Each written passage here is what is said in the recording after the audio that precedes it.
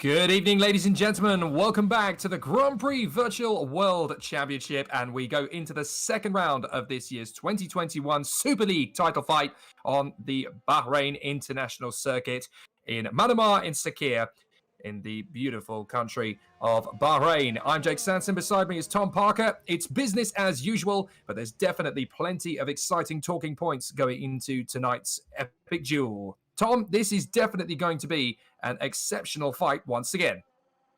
Yes, hello everyone. Very, very exceptional. We saw some interesting things happen in the Super League Lights race, which obviously we'll touch on very, very shortly. But yeah, it's going to be a nice one. Can Liam Duval keep his first race victory momentum going, or will he be one-upped by his returning teammate, Adam Maguire? Yes, indeed. That is one of the big talking points. Adam Maguire returning to the fray for the second round of the championship. The reigning champion, of course, of Super League, and therefore the favourite going into this round just on paper. But we do, of course, have to talk about Australia. The last round of the championship, it was very intense and incredibly exciting. While the cat was away,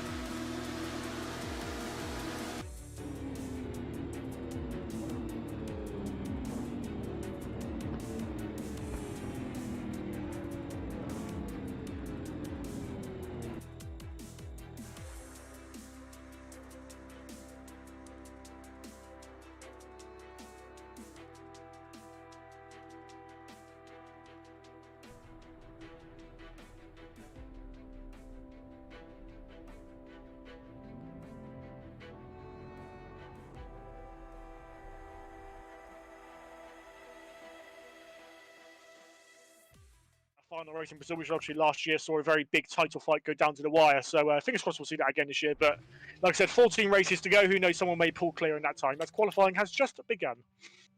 Indeed it has. If you're just joining us, a very good evening to you for the Grand Prix Virtual World Championship on R Factor 2. The 2021 Super League continues with round 2 of this season campaign. I'm Jake Sanson. Beside me is Tom Parker. Our broadcast director is Argo Teder, and we have some thrilling race action to come. Now, updates from the Australian Grand Prix. Obviously, we have to talk about Adam Maguire returning at Adonis Engineering. As far as we're concerned, Tom, his World Championship title defense starts here. It does indeed, and he started it in the perfect way, if you could say perfect, as he was fastest in the practice session. So yeah, hopefully he can keep that preparation going. Obviously, I'm sure he was gutted to be missing out last time out, and losing potentially 26 points, obviously, to Liam Duval in the title hunt isn't going to be an easy thing to overhaul. Obviously, Liam getting that point for extra fastest lap as well last time out. So he's got a lot of work to do, and obviously you'll have your Messrs. Yannick Bark, you'll have your Yerny Simoncic, you'll have other drivers looking to try and usurp Adam at the top. But there are a couple of other driver changes that we should mention, of course, from last time in Australia as well. Over at Ghost Speed 80G, we now have Adriano Opportuni coming into the squad. Yeah, he does. Adriano Opportunity comes in, so interesting to see what he can do. Obviously, did a great job in Super Cup last year alongside Kinte, so hopefully he'll be able to provide some good results for the team tonight. And he's not the only one either, because at Scuderia Basilia, there is also a driver change, which is going to be interesting, as Germano Zappala will now be partnered at the team here in Bahrain by Jukka-Pekka Lalu. Now, this is going to be an interesting one for him, having come out of Super League Lights. What do you think his biggest challenge is going to be here at Sakhir tonight? So Super League Lights, obviously a little bit shorter races, but I mean he did finish fourth in Tuesday's race, so he does have the pace to be towards the front of the pack. So interesting to see if he can basically make that step up, last for that a little bit longer, to see if he can just most importantly get the engine to the end. Obviously we'll talk about that a bit more in warm up, but yeah, just making sure he can try and keep the concentration up for that little bit extra longer, and to hopefully get a good result for Scuderia Basilia today.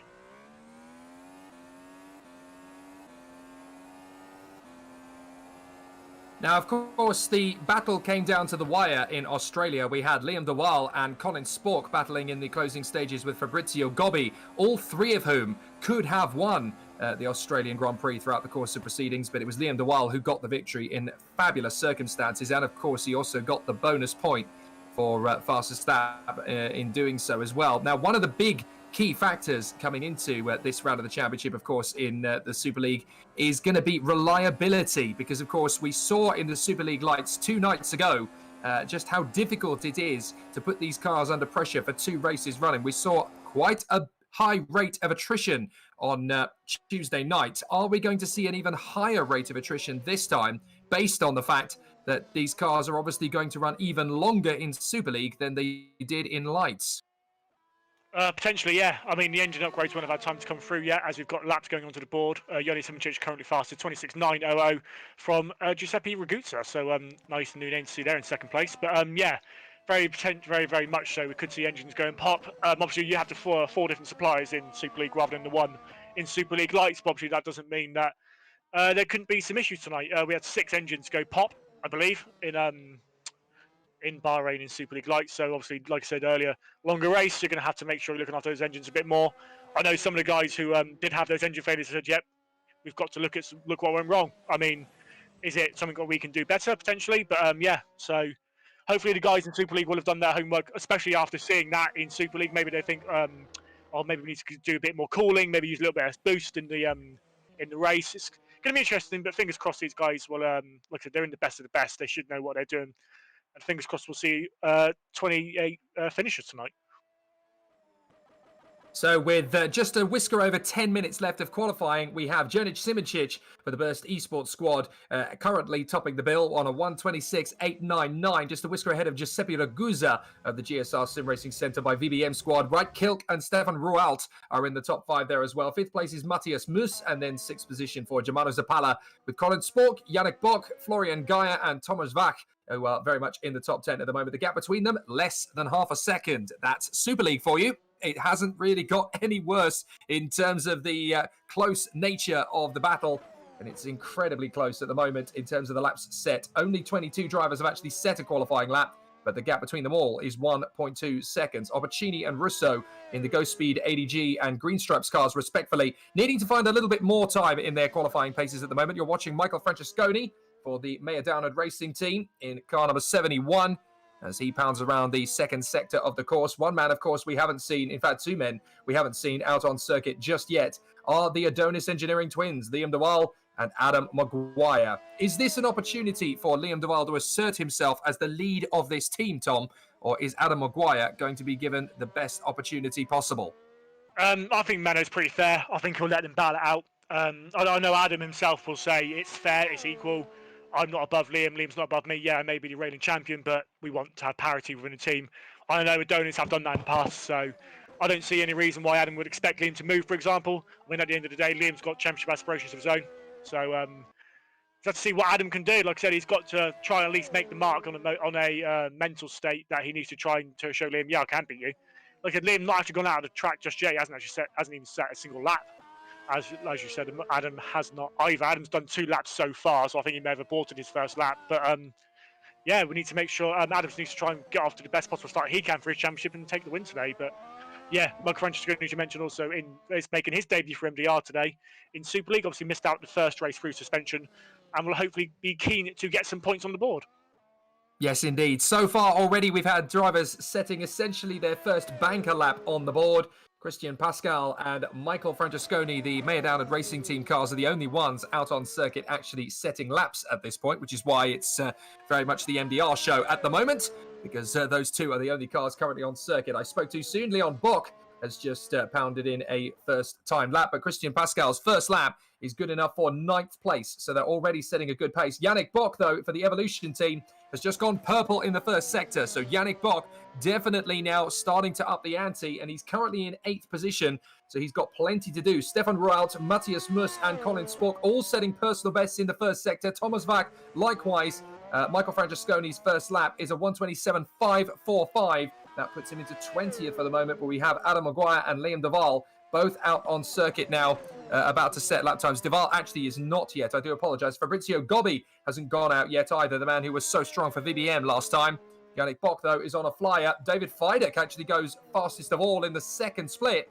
So Yannick Bock is not going to have it all his own way in this second sector. We're going to see a big jump up the order for David Feidek, who was in 18th position. As he comes across the line this time, it's going to be a big launch forward. No, it's a reasonable one. 12th position for him. It then becomes 14th as Leon Bock has improved his time. So has Thomas Vack. Well, what about Yannick Bock? What can he do as he goes across the line? Second. Good lap. 1:26.930 was very strong indeed with the second split. Adam Maguire, first lap out on track. Bang! Pole position, provisionally speaking, with 7 minutes to go. Adam Maguire is back. And not only that, Simoncic just bumps up into third, but Stefan Ruar as well into second place. We've got some times coming in thick and fast now. We've got Moose as well going up to 4th place. Yeah, I think this track is going to get quicker and quicker as Parler actually goes purple in the final sector, so a great lap from him. Only in 9th place, but it shows that he's got some pace in those final couple of corners. But yeah. Like I said, Adam Maguire wants to try and set his stamp on the championship, but he's done that pretty well so far. Like I said, on pole at the moment, there's 2 people in 26.7s, but he's right at the bottom end of those 26.7s. Nearly a 10th clear of Rual, but yeah, Rual, very, very stand-up lap there to go just ahead of Simoncic. 1/1000th of a second between those two. Here's the new boy. This is Jukka-Pekka Lalu, and he is there in 16th position at present, having banged in a quick lap time. As we've already mentioned, he was in the top 5 in Super League Lights on Tuesday night, so he knows the car and circuit very well indeed, but this is a much more competitive field, and they're going to be very, very tight indeed at the front end of the field as Jukka-Pekka Lalu is pushing very hard there for Scuderia Brasilia. Now we're watching Liam Duval, and it's important that we do because, of course, he is the championship leader, 6 points clear of Colin Spork at the top of the standings after winning the Australian Grand Prix. So Liam Duval is on his outlap at the moment. He's not actually setting any purple sectors. He's going to have to do that on the next lap, which will be his first flying lap.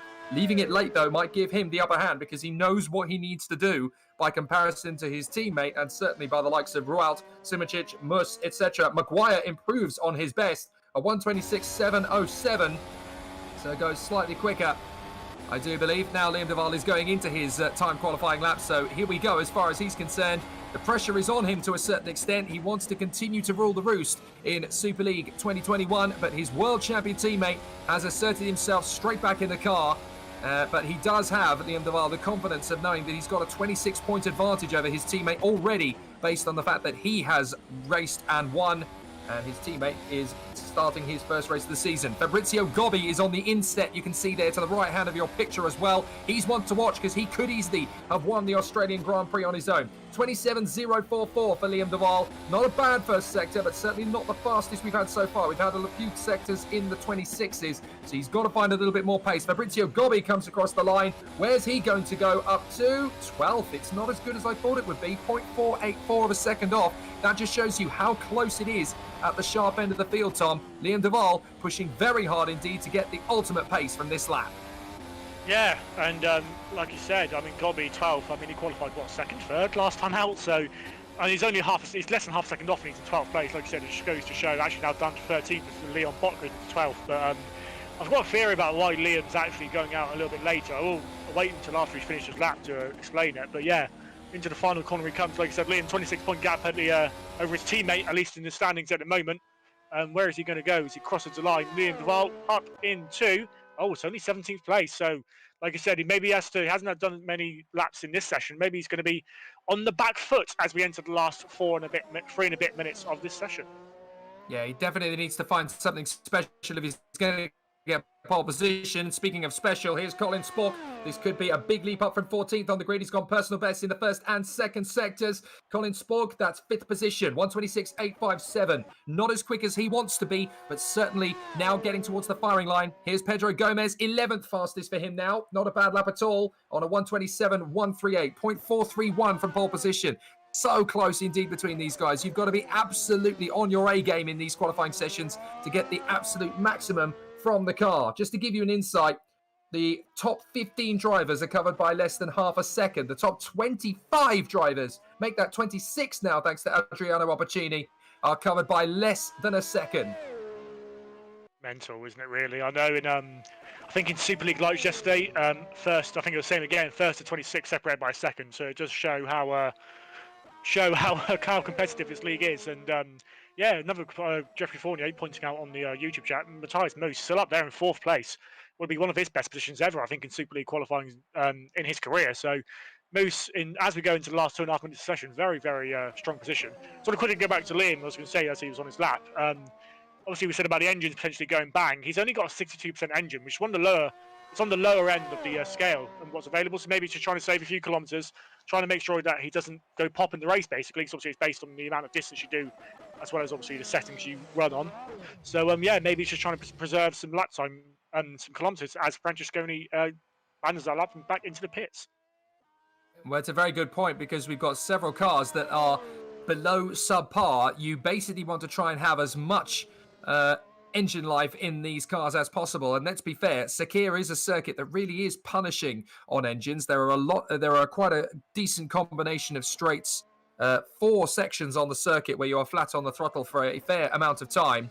And then even in the fast sweepers, the car is under massive duress. There's only a handful of drivers that have got a fully perfect car. The likes of Mus, Rualt, Francesconi, Vach, Fabio Sixter, of course, in the Cenobite car, should have a perfectly sizable car underneath him as well.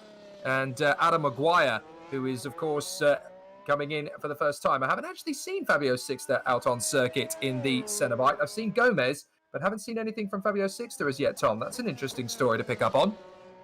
Yeah. Yeah, so as Peter just heard from Mr. Cameraman himself, Argo Teder, his PC is still gone kaboom. So obviously that's not too promising. In fact, I think there is only one Cenobite in the server at the moment of Pedro Gomez currently in 11th. So hopefully, I'm sure Liam would have got a driver replaced for him. Maybe he's just going to be joining in after qualifying. Potentially Amari again. I know Amari was doing the test session, obviously alongside this server as well. So potentially we'll see Amari after qualifying. And that's a difficult situation to be in when you've only got one car really putting on the pace for qualifying. Hopefully their practice times are going to be strong enough that they can be in a confident position. Christian Pascal on your screens for the MDR Racing team on a best time of 1:26. 1:26.7 is the best he's done at the present moment in time. So not a bad run at all from Christian Pascal. And he's obviously trying to find... a 1:26.708 is the time he's trying to beat. I do apologise. Christian Pascal's best is a 1:27.283. He's been... Oh! That's how to get it completely wrong out of the final corner. I was just about to say he was looking very confident in the first sector. Not too far away in the second. but it's all gone pear-shaped. Now, the checkered flag is out, so anybody on a quick lap really needs to make this one count. Stefan Rualt was the fastest of all in the first sector until Leon Bock came to town and just banged in a 26.790. So we could see several times changing. Adam Maguire's time is going to be a 126.707. There's no chance for him to improve upon that now. He has finished his time run. So we've got Giuseppe Ragusa on personal bests in the first and second split. Dan Stepkowski has just gone 10th on a 127.0, and that's a spin for Simoncic. So I was just going to say, Adam didn't finish his lap because he span. And it was in the very same spot that Yerny spun as well. So as two high flyers spinning in the same corner, shows how tricky that this circuit can be in these conditions in qualifying. Is Ruau now going over the line? He's got a golden opportunity to go into pole position here and steal it away from Maguire. Is he going to do it? Not quite. He does improve, but only to a 7.56. That is so close. He's pushed absolutely everything to the limit in that car. Is there going to be one final flourish? Leon Bock had a problem on his lap as well. He was looking very strong, had to bail out of his lap. Liam de Waal across the line. 22nd for Liam de Waal. That is absolutely catastrophic for the man who won the Australian Grand Prix. So Liam de Waal will go off row 11 at best. And Jukka-Pekka Lalu decides to bail out of his lap time. So Adam Maguire gets away with it as the roles are reversed from one race to another. Liam de Waal was the man on top in Australia. This time he starts 22nd on the grid. Absolute disaster, Tom Parker. Yeah, I've seen some pretty bad drops from people from one race to the next. For example, I'll use myself as an example. Got pole in Melbourne FC down to 14th. I know some other drivers as well down from pole to other places. But yeah, told to 22nd. That's I think he's gonna. He did say to me he was struggling beforehand. He did say, "Oh, I'm not feeling too confident today." And I thought, "Oh, that's Liam. He's just being gobby." Pun intended. But yeah, he's I don't think he's expecting to be down in 22nd. That's a bit of a disaster, really. Thing is, he's only 0.6 of a second away from pole position. That just indicates how tight the battle is from the front end of the field to the back. In Super League, it is absolutely astonishing. So Liam de Waal down in 22nd. That's the headline. But Adam Maguire, the reigning world champion, is back on top from Stefan Rualt in second. Jonic Simoncic in third from Matthias Mus and Colin Spork. Right Kilk rounding out the top six from Giuseppe Ragusa, Yannick Bock, Fabrizio Gobbi only 9th, and Thomas Vack in 10th position. Behind them, it is Daniel Stepkowski and David Feidek, who are in 11th and 12th positions on the 6th row of the grid. Then it is Machim Lenek and Pedro Gomez. Florian Gaia 15th and Germano Zappala in 16th from Leon Bock and Eros Masciuli. Lauren Kiersmakers and Robin Pantar to round out the top 20. Then it is Christian Pascal and Liam de Waal way down in 22nd on the grid. Then it is Jukka-Pekka Lalu, Mirko Lucchini, Michael Francesconi, Adriano Opacini, and Federico Russo that set times. There could still be 3 other drivers to add into the mix on the starting grid who did not participate in qualifying. Big shock, and that has massive ramifications for the Bahrain Grand Prix. The winner of the Australian Grand Prix and the championship leader will start the second round of the championship from the 11th row. That could not be worse on a circuit like this, because that opening lap here at Sakhir can be very brutal. Yeah, I mean, it gets very tight into the 1, 2, 3 section, doesn't it? Obviously, we've seen a few incidents there in the series gone by in the last, not only just the last couple of years, but in the last couple of races as well around here in the last couple of weeks. So, yeah, disaster really. But another thing to point out, no car who finished in the top 3 in the last race, obviously, that being de Waal, Gobbi and Spork. All the best place went with Spork in P5. So all 3 of them struggling as well. A bit of a mixed up grid this time around. Obviously Adam coming back isn't a surprise. We're not surprised to see Adam up there. Simoncic will be feeling a lot better about his starting position this round by. Obviously finishing on the edge of the top 10 in the last race. So Yerny back to where he feels he belonged. But Stefan Ruau, I would say, my performer of qualifying out of absolutely nowhere. Second place, a great job for the Dutchman. Well, this is an absolutely fabulous opportunity for several teams to take big advantage of Liam de Waal's absence from the front end of the grid. You've got Stefan Rualt, as you mentioned, there on the front row of the grid with an absolutely golden chance, an opportunity to storm into the first corner in first position. Check out the Red Archers. They've done brilliantly. 4th and 6th on the outside of the 2nd and 3rd rows. They could be mighty at the start of this race. Spork and Gobbi lower than they want to be. Ragusa looking quite strong this time, actually, in P7. You've got Yannick and Leon Bock in the mix in 8th and 17th. Big compromises and big differences between those two drivers. So they're going to have a very tricky opening lap, that's for sure. Matthias Muss in front of Wright Kilk in that top 10 is interesting. Behind that top 10, of course, it's worth picking up on the Epic Racing drivers, David Feideck and Florian Gaia, 12th and 15th on the starting grid. Very impressive to see that their pace is continuing to improve as race by race goes on. Maciej Mlenek for the Edge Esports team, they have not had the pace with Maciej that they were expecting to have. Colin is right up there in P5. Maciej could really do with finding a little bit more in the race itself. Germano Zappala looking strong for Scuderia Basilia.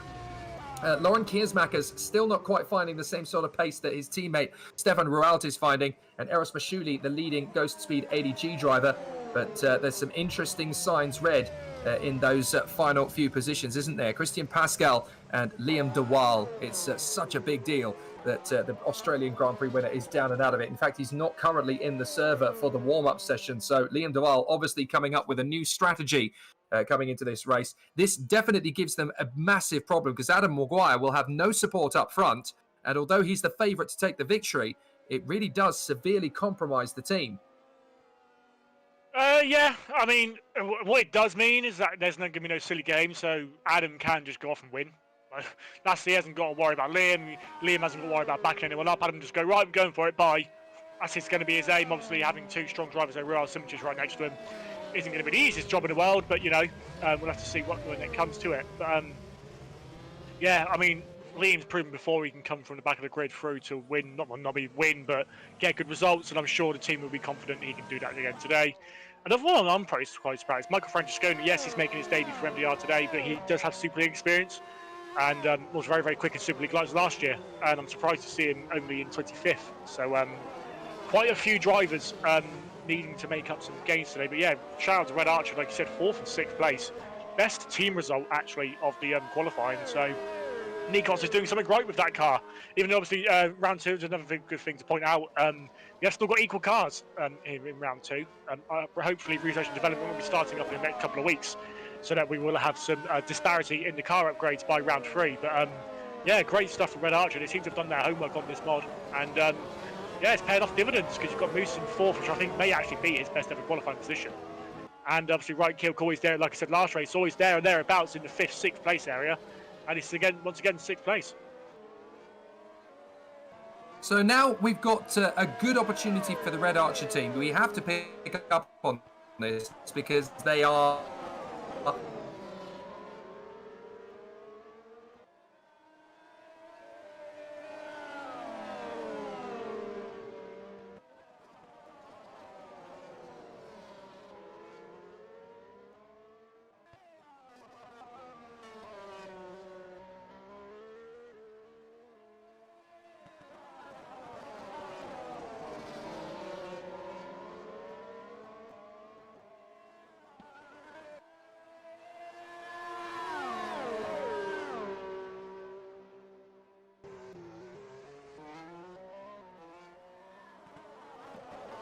and I think that might be Jake. Maybe his internet may have passed away, unfortunately. So we'll have to. I'll see if I can. Run the show for a bit on my own. But yes, as Jake was saying, Red Archer strong result. Also another strong result from RSR, powered by RSR. Obviously, latecomers actually to the Super League grid this season. 10th and 11th place for them guys. So Vark and Stepkowski doing a great job. Stepkowski especially making his Super League debut this year. So great job from him in 11th place, and great to see Ryan's team up there towards the front of the grid, obviously proving that yeah, no matter how late you come into it, there's obviously no reason why you can't succeed here in the GPVWC Super League. But yes, 27 cars in the server at the moment, still waiting on that second seater bike. Like I said, Mario Watson was in the Super League test session, which runs alongside this server earlier on, so hopefully fingers crossed we'll have a full complement of 28 cars on the grid. As you can see, qualifying results on your screen at the moment. The entire field actually separated by 1.1 seconds, which just goes to show how close the series can be these days. So credit to all the drivers, credit to all the teams, doing a great job so far this season. Obviously round 2 of the GPWC calendar, we have 16 races here in 2021, running all the way through to Brazil in October. Hello to you guys on the YouTube. Lovely to see you guys here, watching you guys do some comments if you have some predictions for the race win. Who do you think is going to win today? Who do you think is going to be a surprise package potentially? Obviously, like I said, Ruel doing a great job to be second place on the group. Could we potentially see him take his first win for potentially in Super League history? I don't think he's actually won a race in Super League before, so it would be great to see Stefan take a win today. But yeah, just to go into the Super League Lights race, obviously on Tuesday, Matt Williams, hello to you. I've seen you in the chat as well. Congratulations. Obviously, Matt Williams won again in Super League Lights, held off the challenge from Martin Hemmington.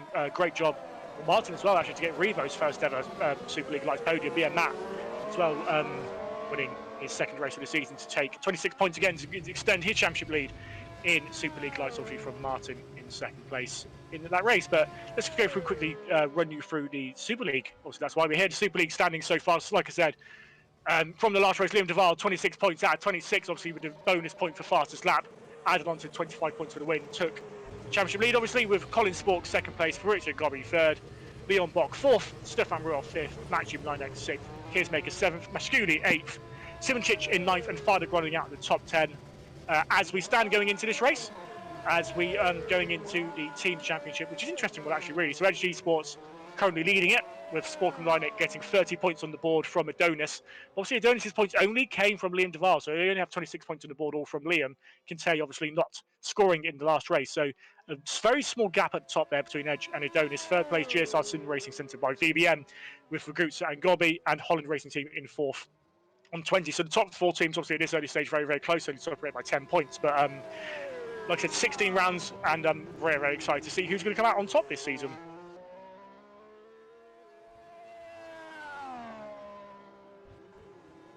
We've got a few guys saying they're supporting. We've got Subkowski and Vuk. We've got Vuk as an ex-CM driver, so Vuk getting a lot of love in the YouTube chat, so fingers crossed. Obviously, I've raced him before, lovely bloke as well, lovely, very fair racer as well. So fingers crossed he can do a good job today from 10th on the grid. I think that may be his highest start in Super League history, so that's great for him. Josh Download, I'm supporting the Reventon engine not to explode, so that would be good. Ryan Elliott, unsurprisingly, supporting RSR. So the fingers, RSR getting a lot of love in the chat. That's good to see. I know Cenobite will obviously be keen to avoid any incidents from last race. Obviously, last race we had Cenobites have a bit of a coming together. Liam Duval probably having to spend quite a bit of money on that repair bill. As I've now got Jake Sanson back in the booth with me potentially. Jake, are you there, or am I going to have to solo this a little bit longer?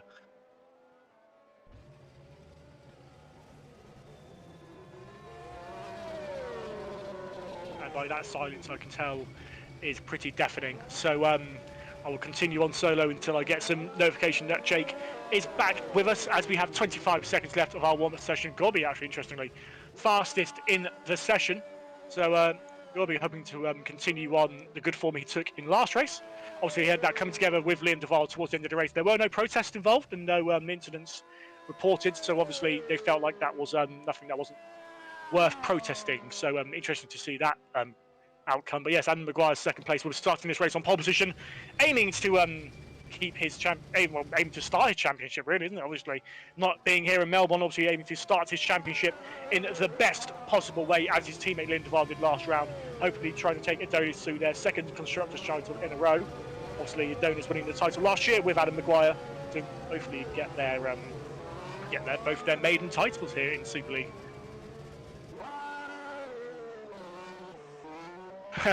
Thank you, Josh, for calling me a soldier. That's lovely of you to say.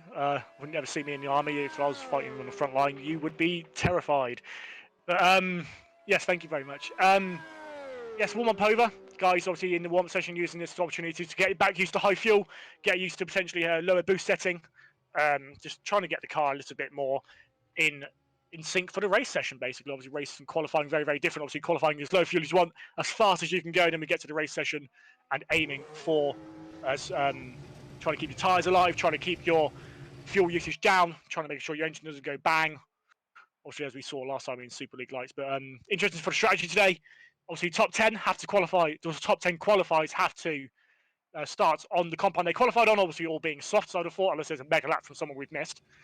I don't know, from everyone from outside the top 10 has the option to start on the soft, medium or hard compound tyres. And expecting 2 stops today. The 2-stop strategy was the choice in Super League Lights, and I am expecting to see that again today. Interested to see if anyone can make that work. Obviously, David Fardick was one of the ones, main perpetuators of a alternate strategy last time out, actually ended up in the top 10 towards the end. Actually looking at one point good for a top 6 finish before he fell away a tiny bit towards the end. So can anyone make that decision today? As I've got Jake back again. Jake, are you here, or am I going to have to keep going on again?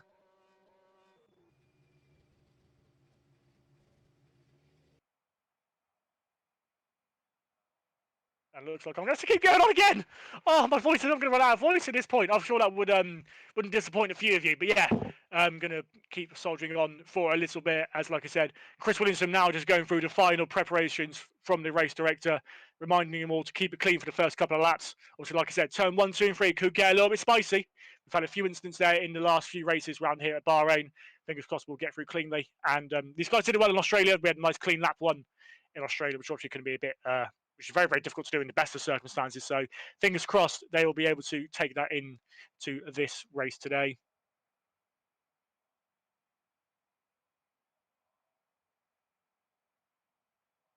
Moose actually incidentally getting 3rd place there in the warm-up session as well, so carrying over his strong form. We're great to see someone like Moose, always similar to Right Kill, always there or thereabouts in the top 10, top 8, but never quite had the pace to quite get that first podium potentially. Today could be the day he does do that, as we are now going to the grid. Our Factor Man greets us and asks us to go to the grid, leave the grid, etc., etc. Adam Maguire lining up on pole position. We'll be starting on those soft combat tyres. As we go round, I'll let you know the order of the grid just to remind you and let you know what tyres people are on, what tyre strategies we'll be expecting to see. Real must be pretty nervous, obviously, starting on the front row. Obviously, he's got some quite big names hanging around him. We've got Adam Maguire, obviously, Super League reigning champion. Yoni Simoncic, multiple champion in other series on R Factor 2. And it's great to see what he can do. It's interesting to see what Colin Sport can do as well from 5th. Obviously, getting high with that podium he got last time out. Obviously, quite not unexpected, but I would say a little bit of a surprise. Obviously, expecting to be up there or thereabouts, but to get 2nd place on only your 2nd race in Super League really is quite something. And obviously, very, very young driver as well, aiming to try and maybe make some gains on Liam Duval. Obviously, like I said, Liam starting down in the lowly position of 22nd place. Fingers crossed he can make some moves. But yeah, Colin, this is a great chance for him to actually potentially even take the lead of the championship, which wouldn't be a mean feat as we get underway on the formation lap. And leading them away is actually, I will quickly check. Jake, are you back, or am I still going, or we'll quickly go through the grid as they make their way down to turn 1.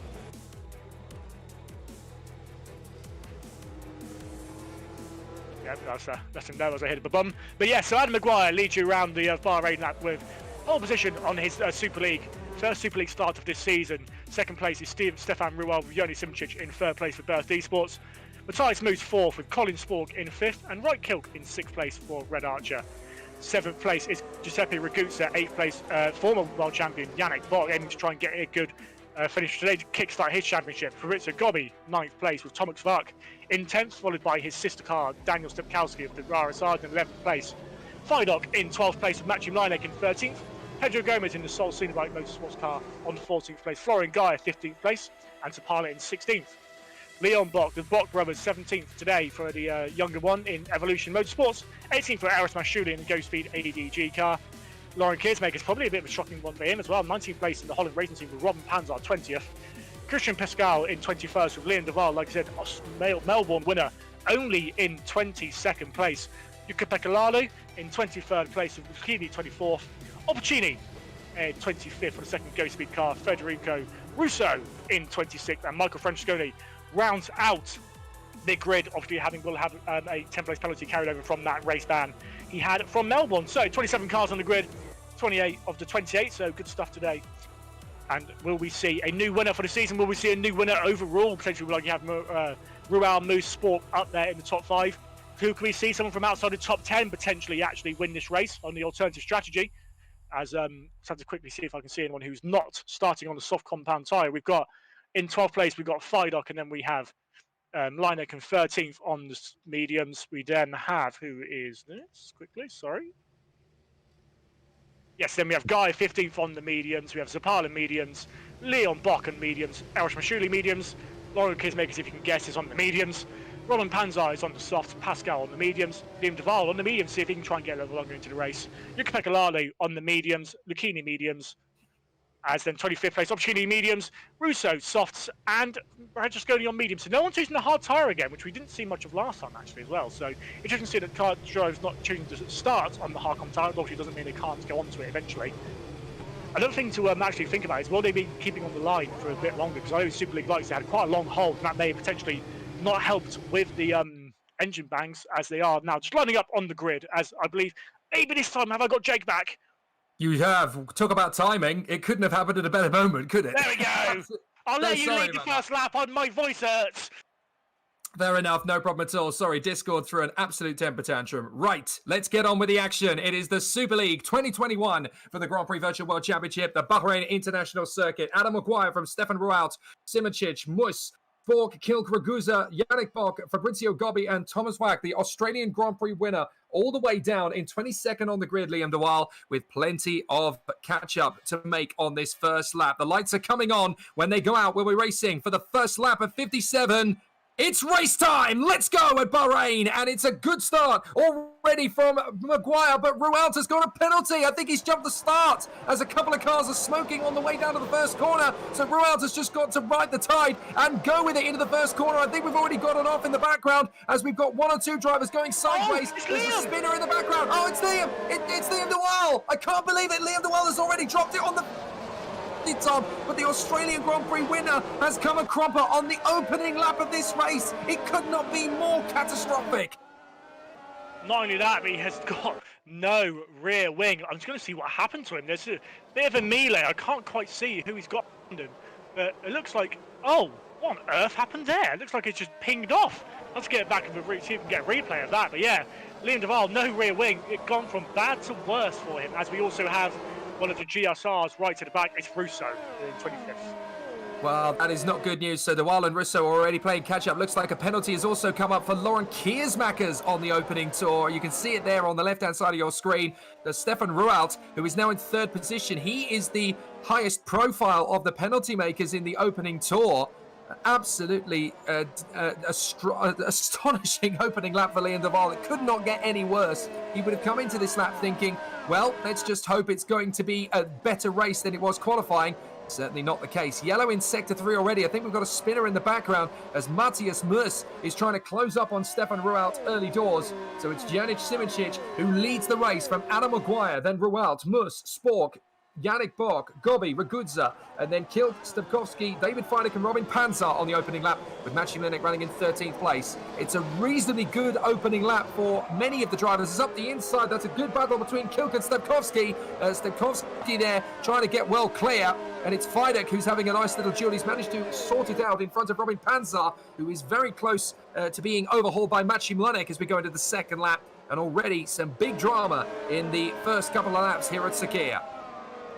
Yeah, so basically Liam got a punt basically from behind Lucchini. I don't think we're prepared for Liam to play break that soon. And yeah, GSR Lucchini has just basically taken Liam's rear wing. So very, very unfortunate. So we also had Thomas Vuck basically nearly hit the back of Ragusa, but Vuck somehow, and I don't quite know how he did it, managed to avoid hitting Ragusa, and there's lost a lot of places due to that as well. So a big shame for Vuck there, qualifying in a great place in 10th. Yeah. Dewal is out, Tom Parker. It is absolutely astonishing. Liam Dewal has gone from first to worst in the matter of a few laps of racing. Absolutely astonishing. But the Australian Grand Prix winner, Liam Dewal, is out of this race, and that is absolutely awful for his championship attack. Adam Maguire has a great chance to level the score with him here this weekend, so it's an opportunity for the likes of Rualt, Spork, Simoncic to bag some decent points and potentially take the lead of the Drivers' Championship. Adam Maguire bangs in a 1:31.324 in his bid to close up on and pass Janic Simoncic, and we go into lap 3. We know what that means, Tom Parker. DRS engaged. Does, and we're obviously going to have got 3 zones here to use. So sorry, 2, my mistakes. We've got 2 zones. No, yeah, we have got 3. We've got 3 zones to use, so 3 more opportunities for overtaking. Obviously, Bahrain's a bit kinder to the overtaking rather than Melbourne, so I'm expecting to see a few more overtaking manoeuvres here today.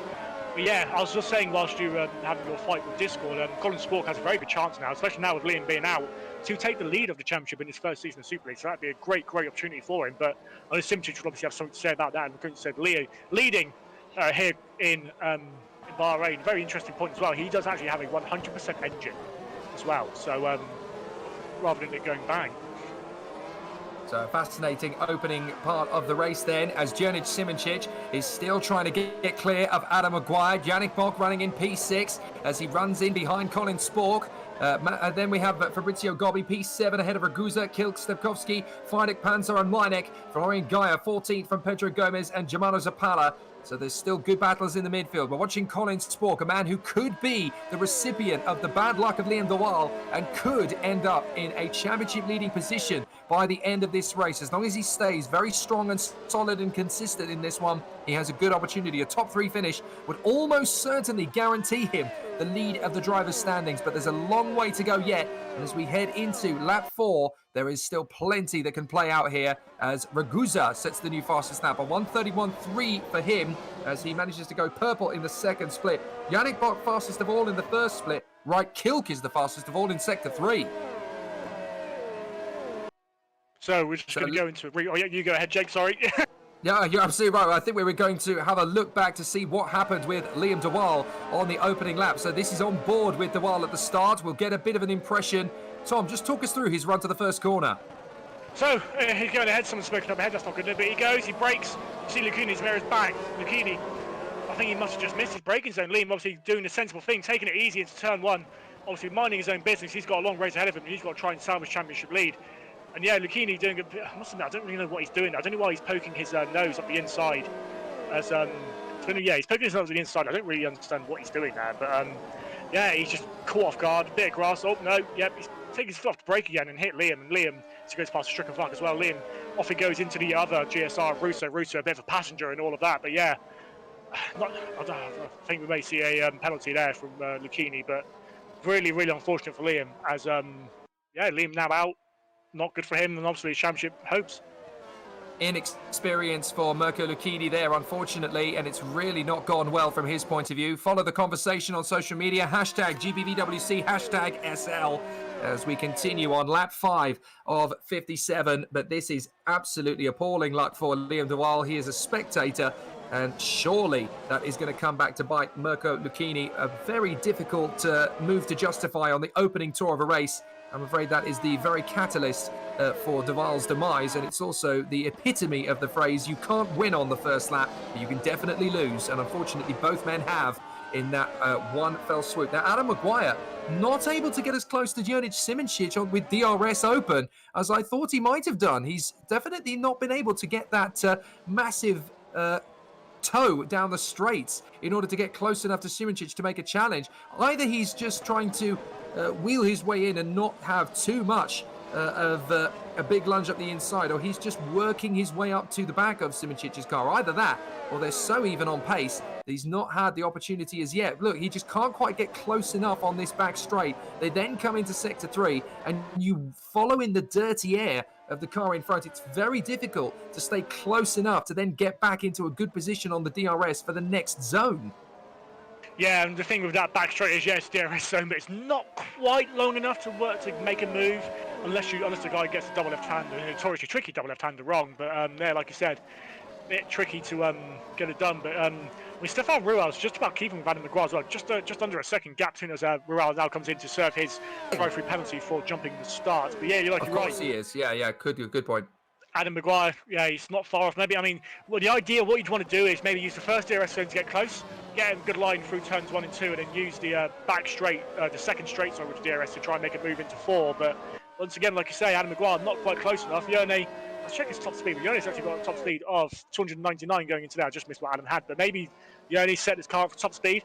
I know some drivers obviously like to go for the top speed route, and yeah, I mean, that will save you in a race situation. It's all well and good being faster in qualifying, but if you can't get past someone on a straight, you're out of luck. Now, interestingly, we had a penalty for Rualt, which he has now served, but Kiersmakers, I'm fairly sure, had a penalty as well, according to the timing screen. So I would have thought he needs to make a drive-through penalty as well, unless he's already done that. So I'm not entirely sure whether he has or not. He's in 17th position, so maybe he's already taken it. What is the limit for the laps that you have to? How many laps do you have to serve that penalty if it's given to you on the first lap? Because this is now lap 6, and he managed to make that pit stop for the drive-through penalty at the end of lap 5. Okay. So I've just got confirmation. It was actually a track cut penalty from Lauren Kearsmakers that will be reviewed by the DC post race. So obviously maybe maybe there was something going on in turn one and he decided just to cut the track completely. Obviously the race director does have the right to remove a track cut penalty, but that does mean it does automatically get reviewed by the disciplinary committee after the race. So that's been cleared for now, but. Like I said, he's come off worse from it because he's currently in 17th place and he's dropped off the back of 16th place as well. So not going to have to serve a penalty, but yes, like I said, for now, but he will have to be looked at after the race finishes by Rob Mason and his goons. Look at how much time Matthias Mus has been able to gain on Simoncic and Maguire. Maguire can't get close enough to Simoncic to make the DRS work, and as a result of that, he's just causing a massive bonus for Mus, who has been able to close right up in third position. He's the one with all the aces up his sleeve at the moment, it looks like. The Red Archer driver getting incredibly close to these guys up in front, but then he's got exactly the same difficulty as the two drivers he's chasing. He can't quite get close enough when the chips are down.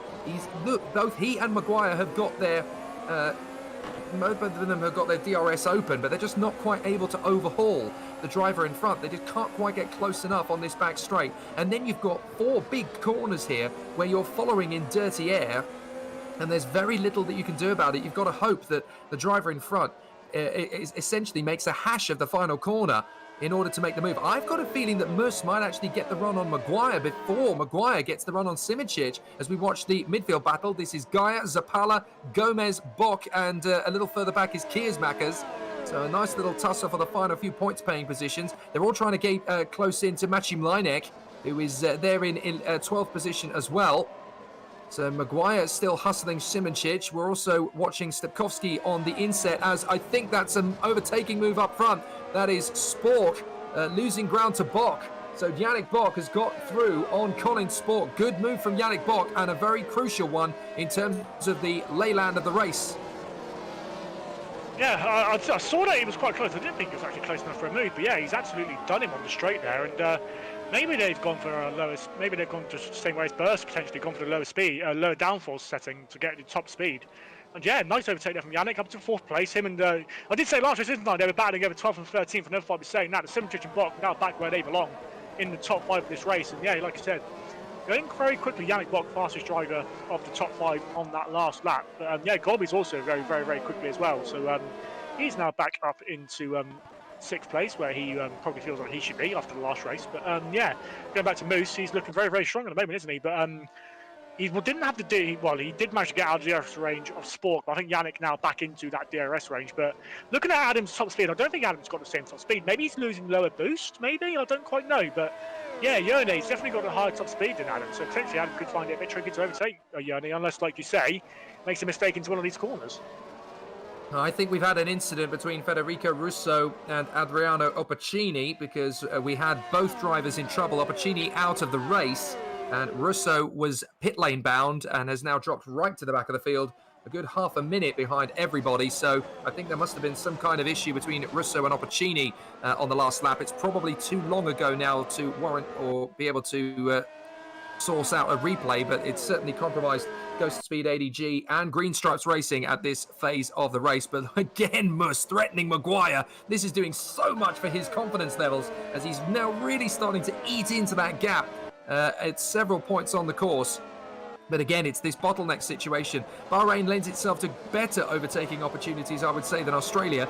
It's not a guarantee because these DRS zones are just not quite long enough for the cars to be able to get that little bit of extra advantage to be usable into the braking zones. And that's the key problem Mus has at the moment. He can get close to Maguire, but he can't get close enough to challenge for the victory. These overtakes are going to come in the second and possibly the third stint of the race when there's going to be a little bit more vulnerability, when the cars are going to be more fragile, when the engines have been overworked a little bit more, when the tyres are perhaps a little more fragile.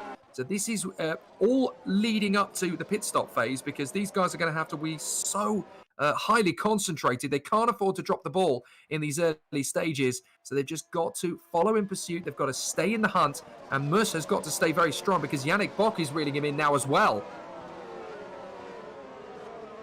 So I think we have got a replay of what happened between Opacino and Russo. Fantastic. Let's go and have a look back at it. because obviously it has ended one race and it has severely compromised the other. So let's look back and see. And it's a slip for Russo. And has he been able to rejoin the circuit in a clean and fair manner? No, not even close, I'm afraid.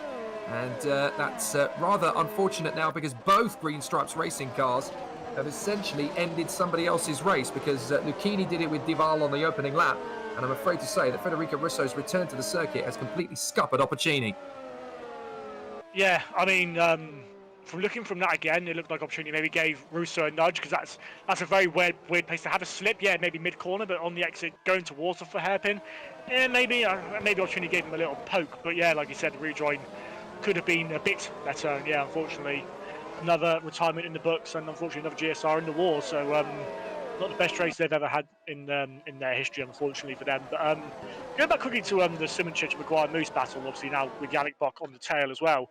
Simoncic's only got 63% engine, so it's interesting to see that he's managing to keep the lead. But Maguire and Moose both have 100% engine, so you'd think that they'd have a bit more power, a bit less worry about their reliability. But no, they're going for it. And Yerny with 63% engine, maybe a bit better top speed.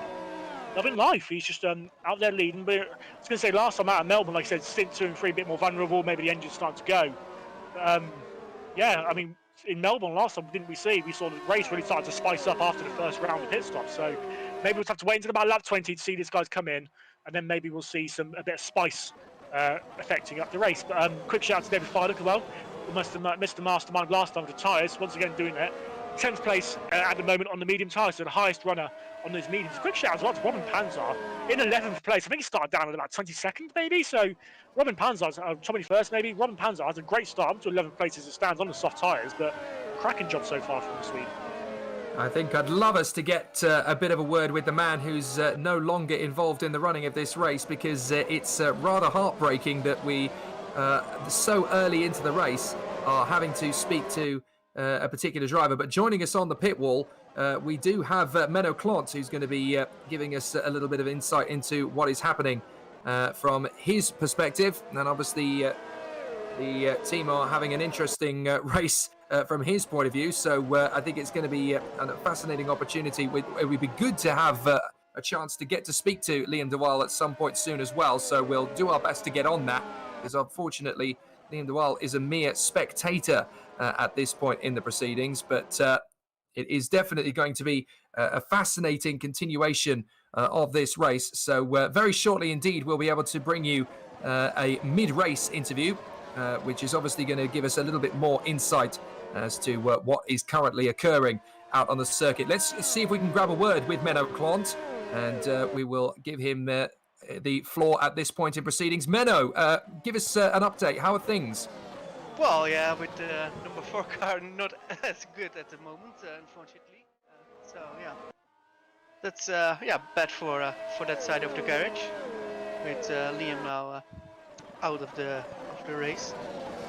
But so I was just going to say, can you give us a little bit of an insight into his emotions, his feelings? Is it just frustration? Is there anger, or is it just one of those things from his point of view? Well, yeah, I think it's a lot of bad luck.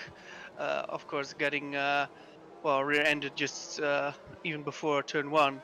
So yeah, Liam is not super happy, of course, because still there were a lot of points to be scored. So yeah, he's not too happy.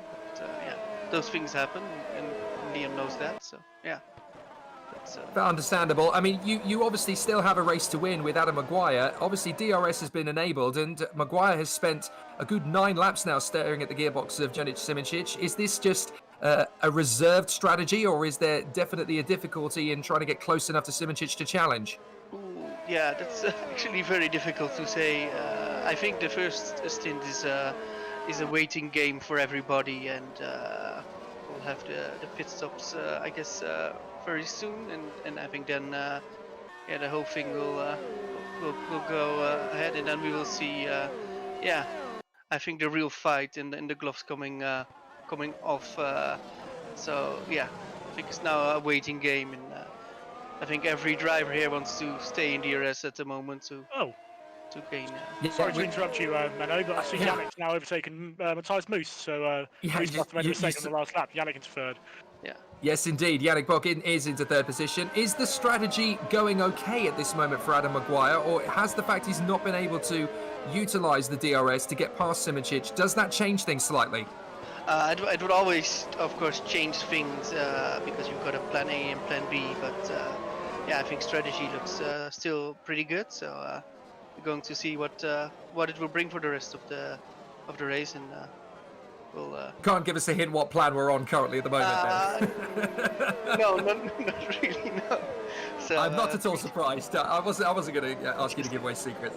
Menno, thank you very much indeed for joining to us. Good luck for the rest of the race. Thanks. So obviously with Adam Maguire still pushing Jonas Simičić at the front end of the field, Yannick Bock did indeed manage to break into third position there to get his move done on Matthias Moos, and that's crucial for him and the team as well, for Evolution to get back into the firing line for the victory of this race. Yannick Bock definitely having a much stronger race at this point in proceedings than he did in Australia, and that's a really positive note from him, because there was a bit of a struggle for him at Albert Park, Tom, but he's really utilising his opportunity this time. I think a bit of a struggle is a bit of an understatement, isn't it, really? He didn't even finish in the top 10, had some pretty shocking driving standards around him, but he did fight back in the end. But yeah, like I said earlier, we weren't expecting Simičić and Bock to be in 12th, 13th place. Now they're fighting for, take away the one from that, and they're fighting for that now, aren't they? They're in first, you're in third. Simičić leading, Bock third. We've got two top-tier drivers in F2. This is where they should be. But Bock, like I said, he's making his way through the field nicely. Didn't have the best qualifying in the world. I think he qualified 6th. But yeah, he's quietly made his way up through the grid. He's not always been the flashiest person in qualifying from the last couple of years.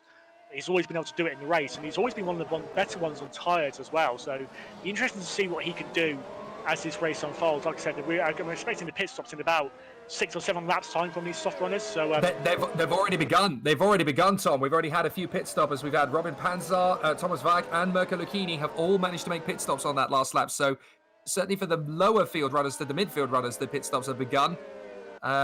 It might be an opportunity at this moment to get Liam Duval into our broadcast booth at this moment, just to try and get Liam's thoughts as the pit stops emerge. Liam, heartbreaking. We were overjoyed when we spoke to you in Australia. Things couldn't really have gone any worse here in Bahrain. Talk us through that opening run to the first corner.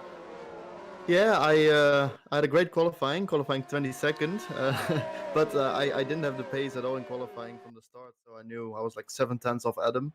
So in the end, it was only 6/10, so that was actually better than what I was doing in practice. And then, yeah, I started on the mediums like everyone else, outside the top 10 almost, and went to turn 1 carefully because it's a long race, and I know the front runners will probably do a bit slow pace at the start, like always, especially when Jörne's leading, always happens. I just took it easily, I didn't even brake for turn 1, I just coasted, so the guy behind me has some time to react, but he didn't do it. He didn't react. He just ran into me. I don't know what he was thinking, but yeah, it's happened twice to me. This exact same thing this week. So yeah, not the greatest week. When it rains, it pours, I guess. So, I mean, looking at the way that the car was set up and the strategy to deal with being in P22, how confident do you think you could have been in the top 10 by the end of the race? How much of a damage limitation could this race have been? I maybe could have gone for a top 15. I think the gap between the medium guys and the soft guys is too big to do anything right now, especially because I was behind a lot of them. But I could have gotten some points, but I don't know what was up. I just didn't have the pace. The race pace was better for sure, but not where I wanted to be, and it was very inconsistent. One day I was really fast, and then the next day I was like 5/10 slower. So I don't know, something's wrong, but I need to figure it out for the next few races. Now, if Adam was obviously to equal the score and you've got a couple of other drivers beforehand, I suppose this kind of levels it out. In a way, it means that both of you have 15 races to win this championship.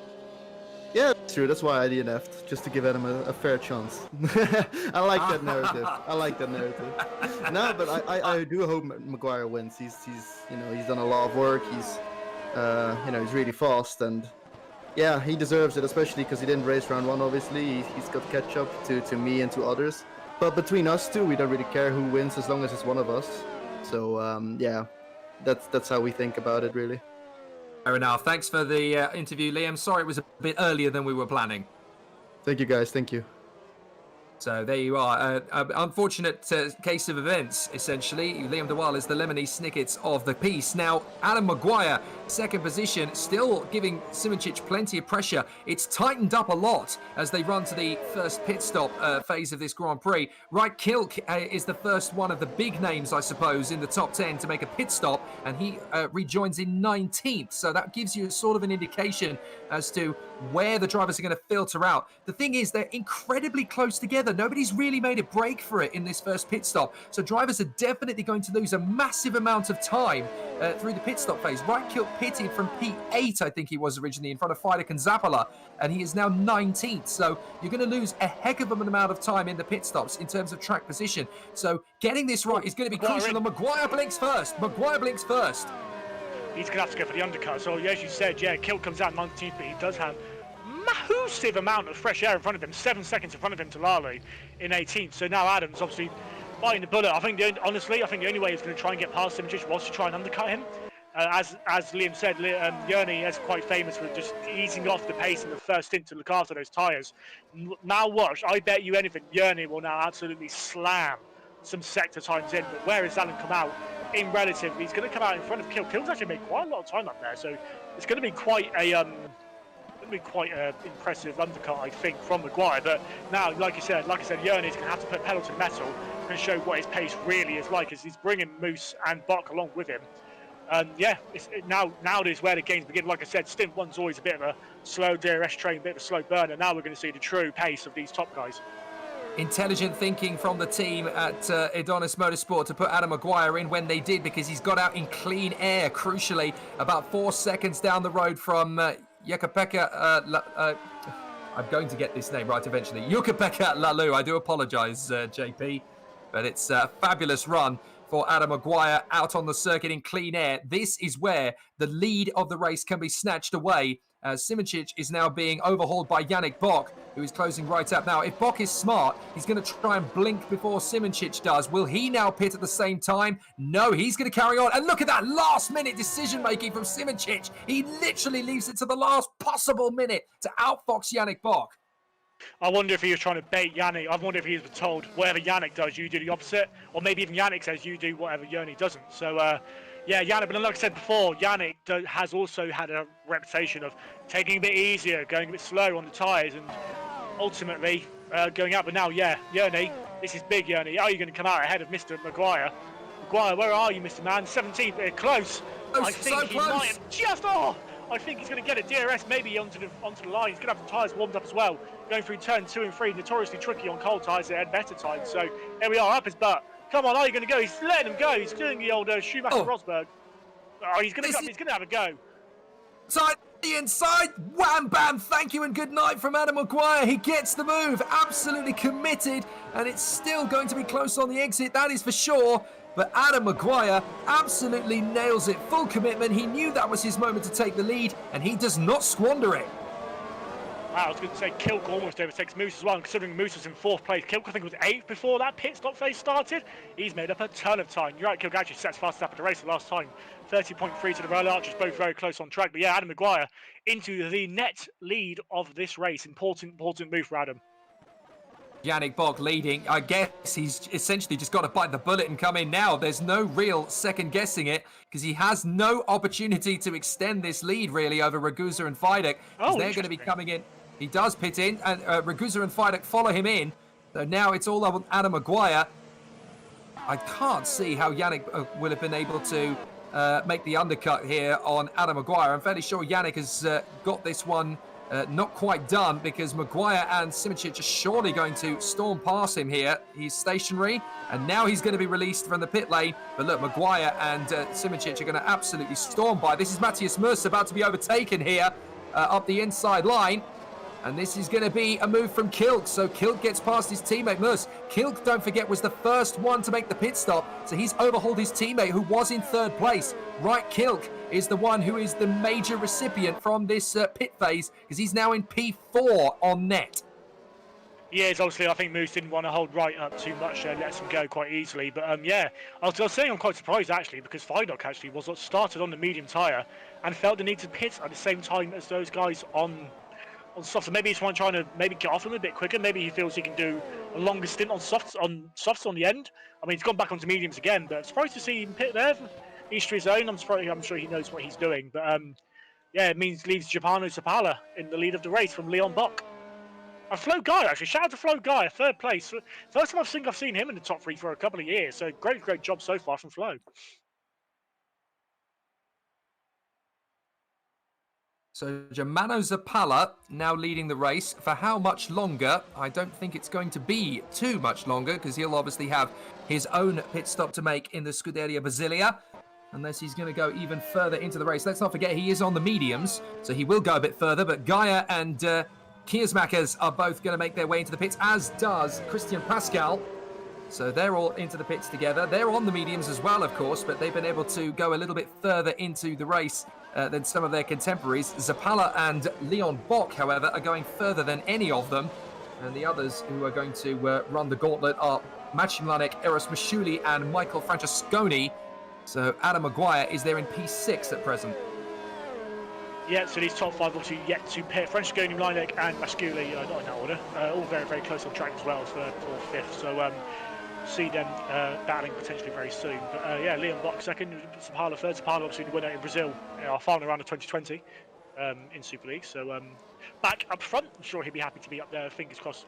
You never know, he might pull off something amazing and win the race, but it's going to be a bit on the back foot on that sense. But yeah, fastest up the race so far from Right Kilk, 30.3, and he's done another 30.3 on that lap as well. So Right Kilk really enjoying these medium tyres at the moment. Like I said, now big beneficiary from those pit stop days up into net place 4th. And really on the back now, Yannick, Yerne, and Adam. So good job from the Red Archer boys, 4th and 5th on net. I mean, best result of the season so far for them easily, and maybe even seeing further up in the championship.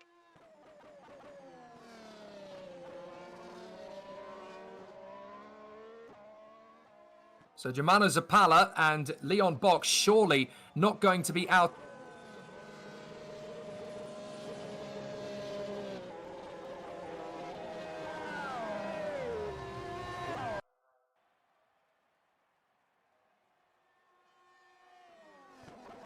I think it's happened again, boys and girls. We're going to have another dose of Tom Parker commentary solo. I think as Jake, maybe internet may have dropped out again. But yeah, like we said, Eros Mashuli now leads the race as Zapala comes in, along with Mlanek and Bock. So Leon Bock comes out in 16th place, Zapala 15th, and Mlanek. Oh, it's actually had quite a long pit stop there, Mlanek. Goes into the soft compound side, but down into 21st place. 22nd now place, actually, is Gomez, who gets him under the run to turn 1. So, bit of a poor pit stop phase there from Mlanek, but yeah, Mashuli now leads with Go Speed ADG, followed by his good friend Michael Francesconi, teammates at points in the history. Obviously 2016, Adonis, their most famous pairing, almost winning the championship down to the final race. But Adam Maguire, current Adonis engineering driver, in 3rd place and now close to the back of these two as he is in the net lead of this race, followed by Joni Simčić, Yannick Bock and Right Kilk. So Jonic... Oh, there you are. Hello. Yes, I am. Sorry. Yes, I always fight against Discord. It's not going to kick me out indefinitely. Jonic Simčić is actually losing a lot more ground to Adam Maguire than I thought was going to be the case at this phase of the race. But this gives us a bit of an idea as to what Menno was alluding to when we had him on the pit wall chatter, is that Adam Maguire has got true pace. It's just that Simčić has not really been giving him an opportunity to unlock it. Now that he's made that move, we are really starting to see what Maguire's made of as he starts to get further away from Jonic Simčić. Into the pit lane comes Francesconi, so that drops him from 2nd place. Eros Mashuli continues to lead for the Ghost Speed AGG squad. So the ADG Ghost Speed team, they're in the lead of the race and obviously getting a little bit of extra free TV time to boot. Yannick Bock is the man looking the most threatening for a decent run at the moment. He's giving Simčić plenty to be thinking about. And this is, again, a very wise and mature run from Yannick Bock in the Evolution car, because this team really has found a bit of a sweet spot in the middle phase of the race, and Yannick has been able to take this chance with both hands.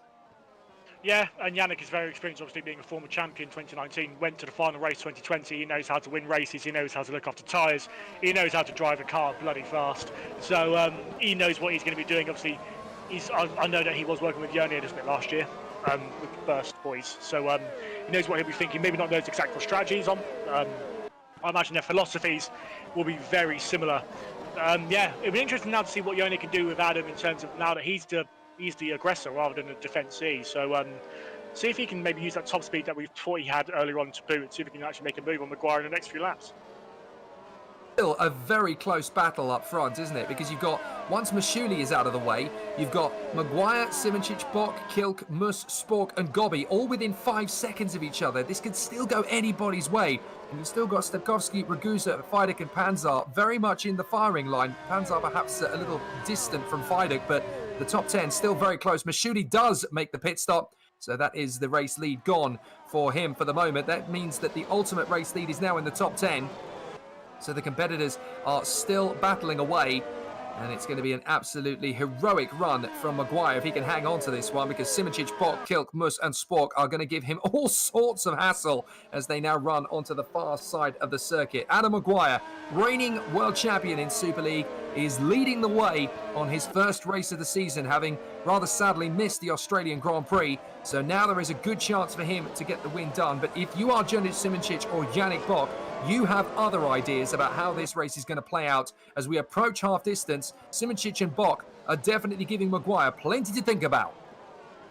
Yeah, I just saw a great move from Stefan Ruhr down into turn 1, overtaking Christian Pascal on the brakes. Nicely done. Bit of wheel banging on the exit with no harm done, and we're out up to 17th. Obviously, and started on the front rear of the grid, remember, but obviously had that jump start at the beginning of the race. Unfortunately, had to serve a penalty, but yeah, you can see him making his way back through the field now behind his teammate Lauren Kismakers in the Holland Racing Team. But quick note, Zapata just sets fastest lap of the race of 30.2. Which means he would be eligible for that fastest lap point. Obviously, being in the top 15, you have to be in the top 15 to get that point. So he would be the one to take that away from today's race. So Adam would actually only take 25 points as it would, as it stands. So he would still be a point behind behind Duval. But yeah, Zapata obviously good pace on the soft compound tyre now, compared to his rivals in front of him on the mediums. Another good point, actually. I said Fidok started on the mediums, has gone onto the mediums again, but what this does mean that he will be able to go onto the soft compound tyre towards the end.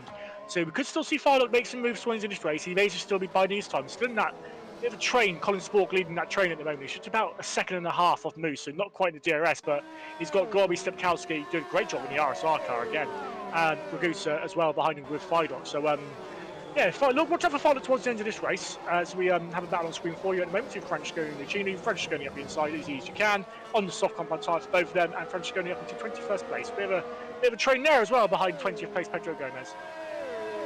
It's not just at the front where the races are going on. Francesconi dealing very nicely there with Lucchini. Gomez is going to be the next one in. Maciej Mlanek is down to 19th. I'm not sure what happened to him in the middle phase of the race, but he certainly ended up dropping a long way back. And what about Stefan Rualt? Let's not forget that he's down in 17th place. He started on the front row of the starting grid after his penalty, but he's not been able to maximise his comeback very well, has he? The car just doesn't seem to have the raw pace to get himself back into a competitive position. That penalty really has hurt him. He's not even able to get himself back into the points-paying positions at the moment. He's stuck in this train of cars, led by Robin Panzar, with Vak, Zapala, Leon Bok, Florian Gaia and Kiersmakers all in front of him. Stefan Rualt, that penalty really has ruined his chances of winning this race. It really has, and yeah, it's unfortunate. I mean, he's done a good job to get back to 17th as it stands, but like you said, maybe expected to be a little bit quicker getting through this pack. But I mean, he's not too far off Kiersmakers. He's not far off the points anyway with Gaia and Bok. Leon Bok that is in 14th ahead of him, but there's a bit of a gap up to Zapala, who just sets another new fastest lap of the race, 30.146 from Mr. Zapala on that lap gone by, closely following Vak and Panzar. Vak as well, actually. Shout out to him. He had that instant in turn 1 being managing to avoid the back of Ragusa. He's actually made his way back up to 12th place, so good job there from the second RSR driver on the grid, now on the back of Robin Panzar, so good job for Vak there. So Maguire, 0.6 of a second in front of Simoncic on the raw pace, but every time they get into the braking zone, of course, it tightens up again. Maguire, I think, is actually playing the tactics here very well. He doesn't need to pull away from Simoncic and hurt the car. He knows he's got 100% life in that car from the start, obviously with a fresh set of wheels underneath him. So he doesn't have to bolt away from Simoncic too early. He can just let Janic Simoncic push himself to the limit and wear himself out a little bit, so to speak. Bok, Kilk and Mus are essentially corks in the bottle until they can do something about the men in front of them.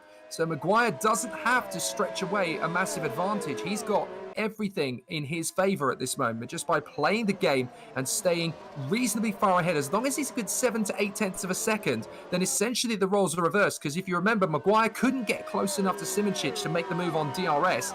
Now Maguire is exactly in the points-paying position here. He now knows he doesn't have to sweat too hard to fend off the opportunity. Fabrizio Gobbi, though, meanwhile, is getting on board with Colin Spork on the inside line. He leaves his braking very deep into the apex, and Spork thought he could get the switchback maneuver on the exit. But Fabrizio Gobbi, a nice overtaking move there on Colin Spork. That's P6. Yeah, Gobbi making his way back nicely through the field as well. I think Spork, like I said, was going to go for the comeback, but I think the cutback. But I think his comeback was a bit too hard, really. I think he went a bit too much overboard on it because he had a bit of a poor exit out of 2 and 3, mounted that curb, and yeah, lost the opportunity to go. But yeah, Gobbi now going to be catching the back of this train for the lead. I was just going to say, Kilk, just before he caught the back of Bok, very, very fast, easily the fastest of these 4 front runners, and looking very, very racy today. So good to see Kilk on the podium. So it would be good to see him back onto there. But yeah, the top 3 at the moment looking pretty solid, as you say. But Gobbi going to be joining that little fight for the top 5. Like I said, both red archers, once again, strong performance today. It's nice to see Moose so close to Kilk. Kilk's always had a little bit of an edge on him, but Moose today showing everyone that he can mix it with the best and in 5th place. And yeah, still within a shot. I mean, realistically, anyone within the top 5 to be even down to essentially even Fidok and 10th. Fidok's only 7 seconds off the lead. I mean, anyone in this top 10 realistically could still win this race. What's going to be interesting is when we go into our second round of pit stops, are they going to go onto the softs again, or are they going to have to go onto mediums? Obviously, Fidok has to switch compound, obviously having used 2 medium sets, but will the front guys in front of them have to go back? Can they go back onto softs? It's a very good point, and when do you make that move as well? Because obviously the mediums can last a certain amount of time without giving away too much pace.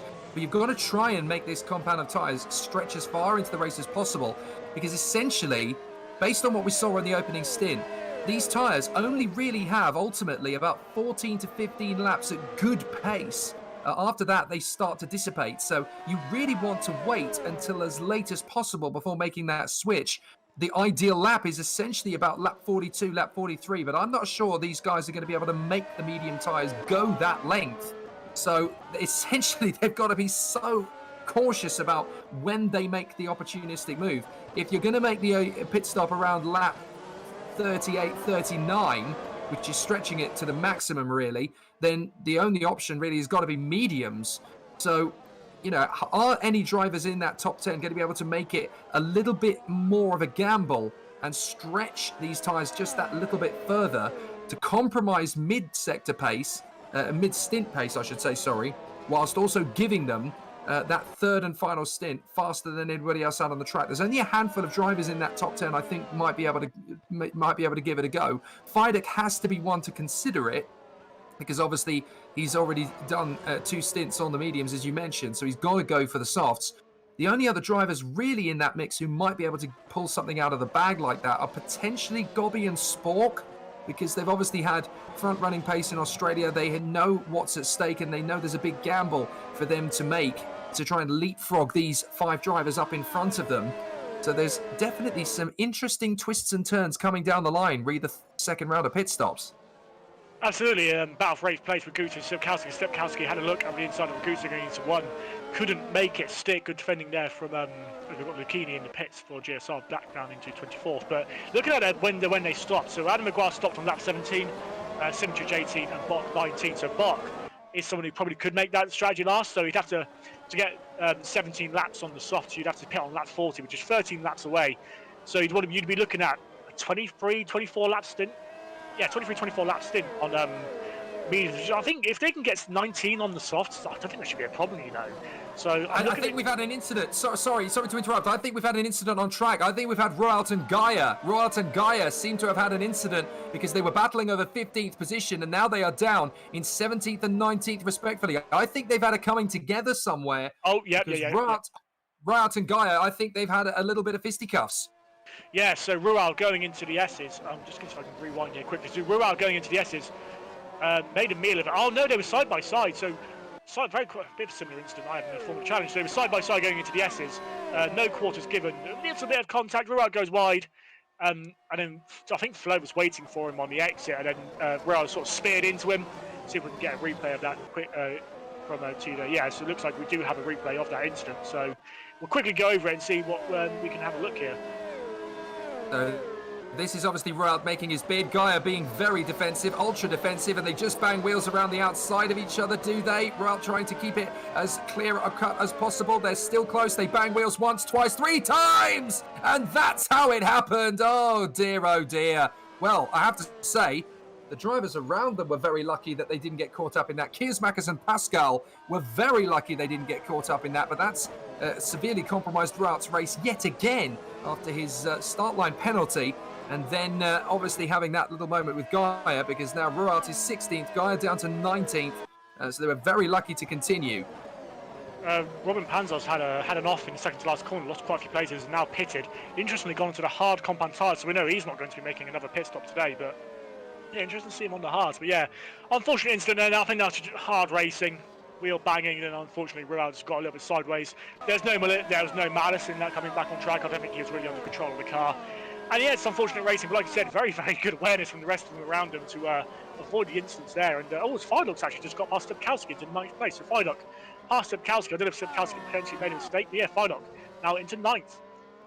And this is, again, a crucial opportunity for Fidok, because we know that he's done 2 stints now on the mediums. If he can get the car to a certain point in the race in the top 10, only a few seconds down the road from the leader, he can make that switch to the soft compounds and be the absolute lightning bolt at the end of this race. He could pick up some big positions here. He could end up in the top 5.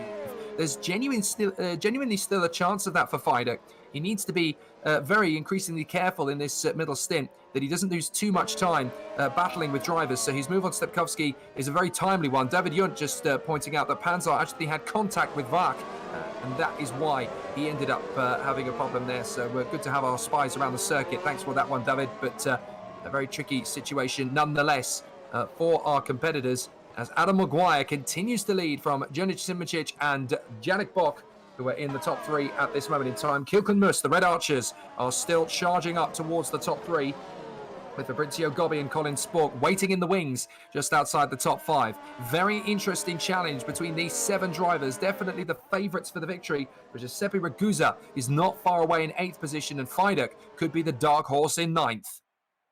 It could be, and it all depends on this next round of pit stops, like we were mentioning earlier. So, I mean, if Fidok don't, Fidok will go on softs. I'm 100% confident of that. I mean, he can't use softs again. If he wants mediums again, you say he's got to use 2 compounds. And, is that?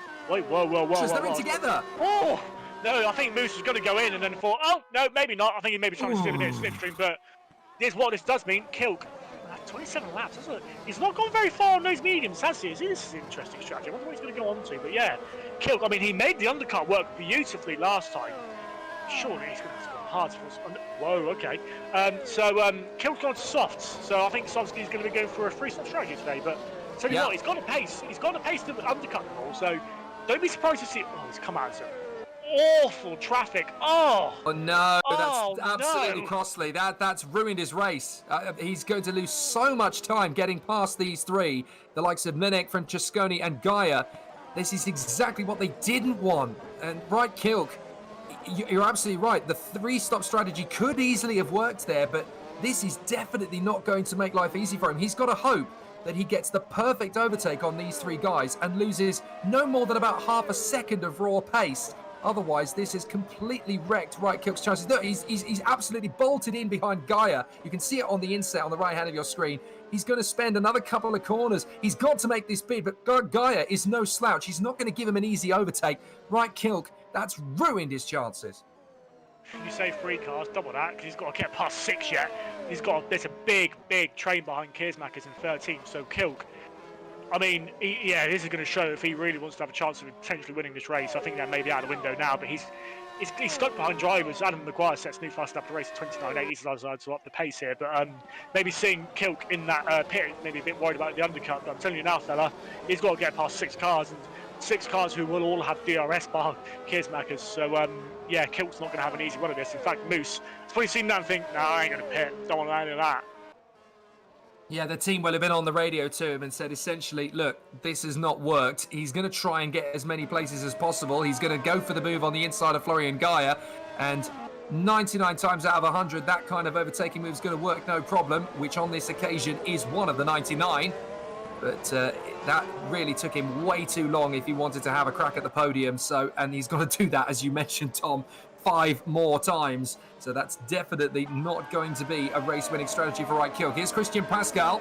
And this could make things tougher for Right Kilk because he's got a battle up the road in front of him. That's Kiersmaker's in front of him and Stefan Rualt behind him in P15. And Christian Pascal causing Rualt no end of headaches. Right Kilk has now got the same problem from Francesconi. Yeah, a lot of cars. I mean, it's nice to see a good little, quite a lot of cars on track, but I think Right Kilk's probably the only person in the world who won't be saying that at this moment in time. I mean, once he gets up behind him, like a guy, he'll fly past. But it's now having to get to him, past them all, and then he'll have free air. Well, that's all well and good, but then Adam's made up 10 seconds on you by that point. Is it going to work? I mean, Maguire goes back down to a 13.0, but he's still putting in some massively quick laps. So it's going to be interesting to see basically what the pace is as Ragusa now sets fastest up in the race, 29.7 in 6th place as it stands. Actually, behind Spork's now lost a place to him as well. So Spork really struggling in this mid phase of the race. Hopefully, he'll be able to pick it back up in the final stint. But yeah, these guys now will have the data, like you said. They'll know, right, Wright's come in. He's quick, but he's stuck. And as he now makes a move on Francesconi on your picture-in-picture, as you can see on the screen. 17th place, a bit of a battle in front of him as well. But yeah, it's just two little smells. Bad behind. Look at that, very close between Guy and Mashuli behind him for 19th and 20th. Mashuli does get past, but very, very close to some wheel bagging there. So now this causes another head-scratching problem for the drivers in the top 5. We've seen that Kilk has made an interesting... Oh, but a spin in the middle there! Goodness me, that's Rualt compromised. No, sorry, it's Kiersmakers who slides off as a result of having to get out of the throttle and avoid contact with Pascal. And it's, well, Rualt managing to get around that one. It was a very cheeky maneuver from Rualt, but eventually, I suppose the way to sum that up is that he just got fed up following in the wheel tracks of Christian Pascal. Pascal saves it admirably there. I want to see that one again because that was Rualt really putting off a stellar maneuver around the outside into turn 4, just about managing to catch it. And Pascal, I don't think he really expected Rualt to hold that kind of speed and that kind of grip around the outside. And he lost the back end of the car trying to avoid contact and essentially drifted into the side of Kiersmaker's nose cone. So they were very lucky, all 3 of them really, to get away without major incident. There could be a little bit of damage to Pascal's car as a result of that one. But Kiersmakers wants a little bit more damage from Pascal as a result of that. Rualt has got through into 13th ahead of Maciej Mlinek. And all sorts of difficulties. That could have been a horrendous accident, though, Tom. There could have been 3 or 4 major players out of the race, but thankfully, yeah, like I said, he all managed to get it all done and saved. But yeah, now look at this. Kilk's now struggling to get past the cars in front of him. He's made a few plays. He's up. He's happy days. Now he's stuck as Thomas Vart comes into the pits, now down to 22nd place. As we now do have a replay of that incident, just to see what happened a bit closer up. Kilk got a little bit squirrely under braking there. I wonder what happens. Now, this is the beginning of the incident. Look, oh, that happened quite a few corners before then, actually, as Kiersmakers got very, very tight in there with they're battling, banging wheels with Pascal. So Rualt thinks, right, I'm going to go left, and I'm just going to completely drive around the outside of these guys. And look, they've banged wheels several times. That could go to the stewards, actually, because that took a long time to settle between Pascal and Kiersmakers. They were using each other like dodgems at a fun fair. Yeah, very aggressive stuff. Thankfully, like you said, they all did come out of it alive and well, all bits on their cars. But yeah, very, very tough. And like I said, maybe one that goes up to the naughty boys room and have to talk to Mr. Mason and ask him what's going on there. But just going back to Right Kilk. Gobby making the move on the inside of Merce. Sorry, Tom. He's made the move on the inside into P4, and that's a crucial one if he wants to bag a podium today. Nicely handled. As Stupkowski also comes into the pits for RSR, going, I'm going to guess, onto those medium tyres. But yeah, so Maguire was a second and a half faster than Wright in that lap.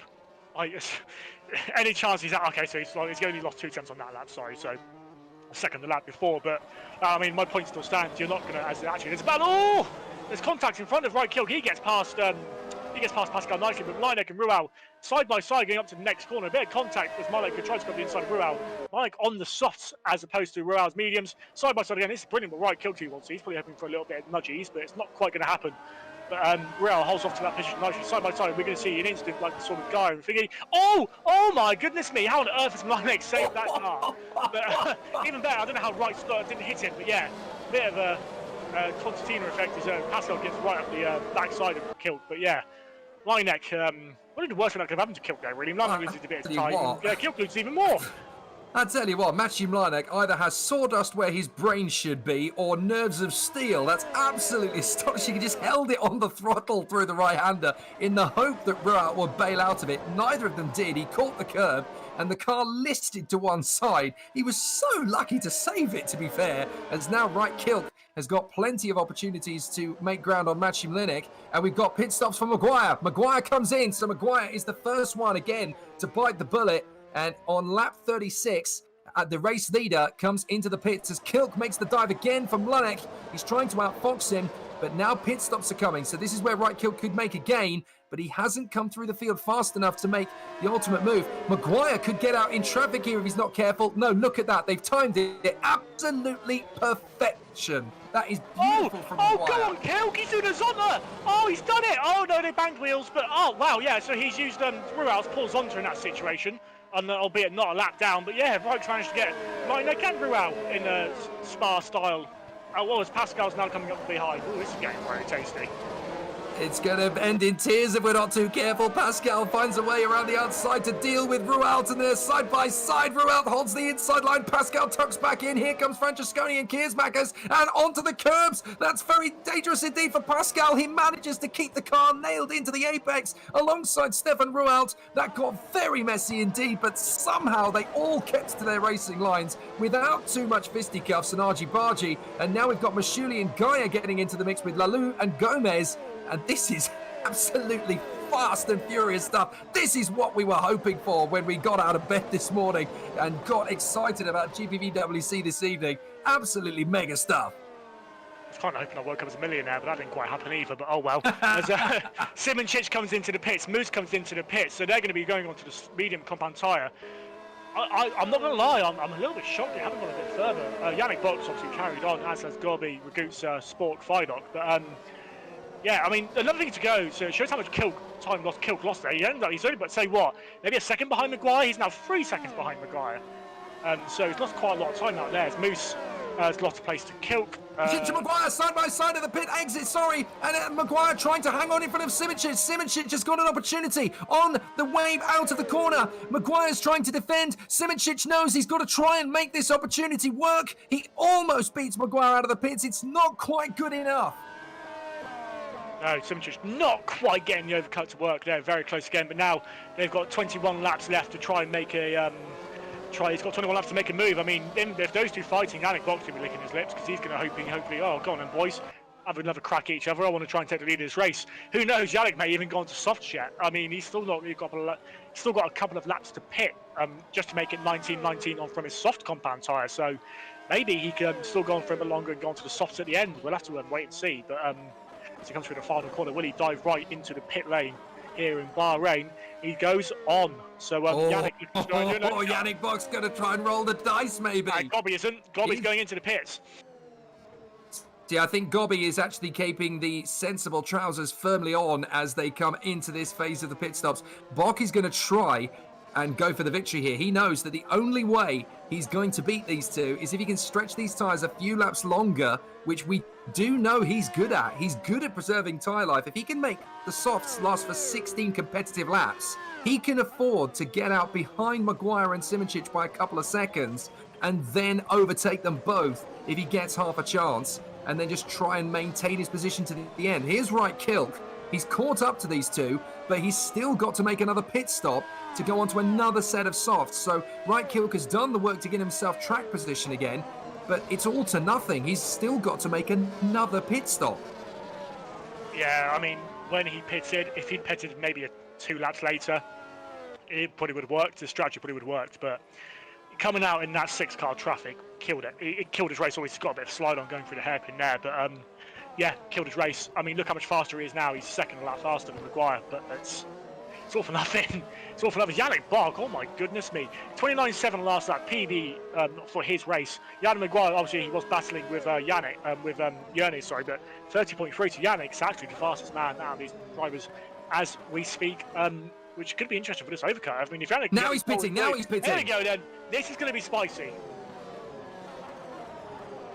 This could be the absolute battle of the race, as Yannick Bock has been basically getting a qualifying lap out of this final lap on the stint. Surely he cannot be thinking of softs, because that would, I don't think 18 laps are quite going to be manageable.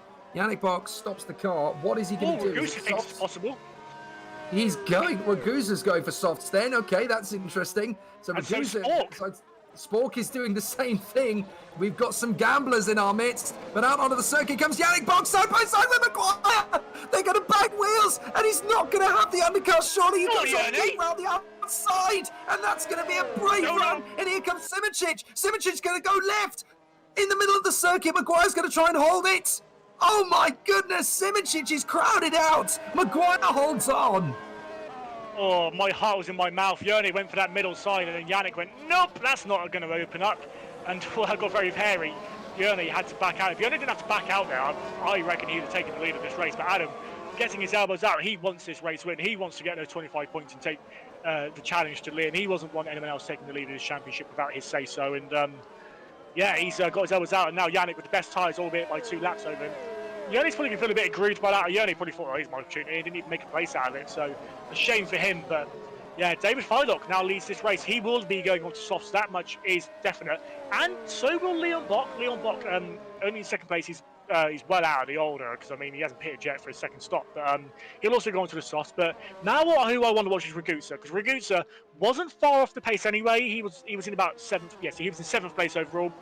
Wasn't too far off the lead. Wasn't really in the hunt for the victory, but he's now going to have these soft tyres. What can he do towards the end of this race? He's going to be the fastest man on track, no doubt. Can he make some places up? Maybe he could even go for a podium, maybe even an outside shot of that. So with these last 17, 18 laps, it's going to be a real interesting watch as Frylock and Leon continue on. And Adam, yeah, but now...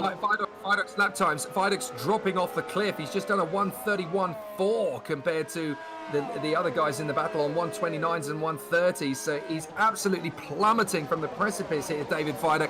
He's trying to make these tyres go as far as they can before he gets onto the softs, so that he can gain as much from this final stint as humanly possible.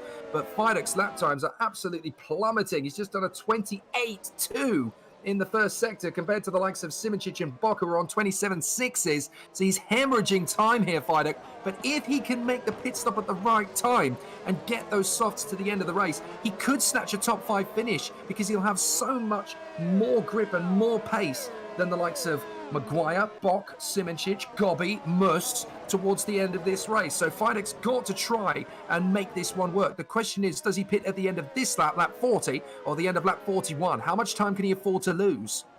nothing really. He needs to come in this lap, but if he comes in this lap, about 25 seconds for a stop, he's going to come out of traffic. So he's going to have to come in. He's just, like I said, hemorrhaging too much time. And in he comes, he's going to come onto the softs. But he actually had quite a good middle sector. I know maybe not as compared to Park, he had a good middle sector. But yeah, it's going to be interesting when he comes out. I think he's going to come out around Lalu, as Leon Bock also comes in now to stop hemorrhaging his time, as Adam Maguire now retakes the lead. But yeah, this is going to be an interesting one. They're both going to go onto the softs, and Frylock's actually going to get a little bit stuck here.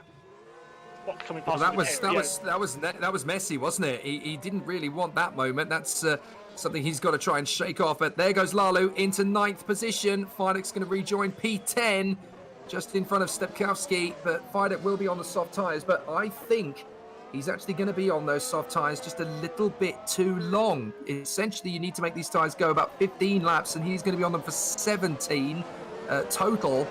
I do think that Ragusa and Spork have been absolute gamblers at this, but Ragusa, though, is only 5.4 seconds off the lead of the race. If this works, then oh my goodness, it's the steal of the century.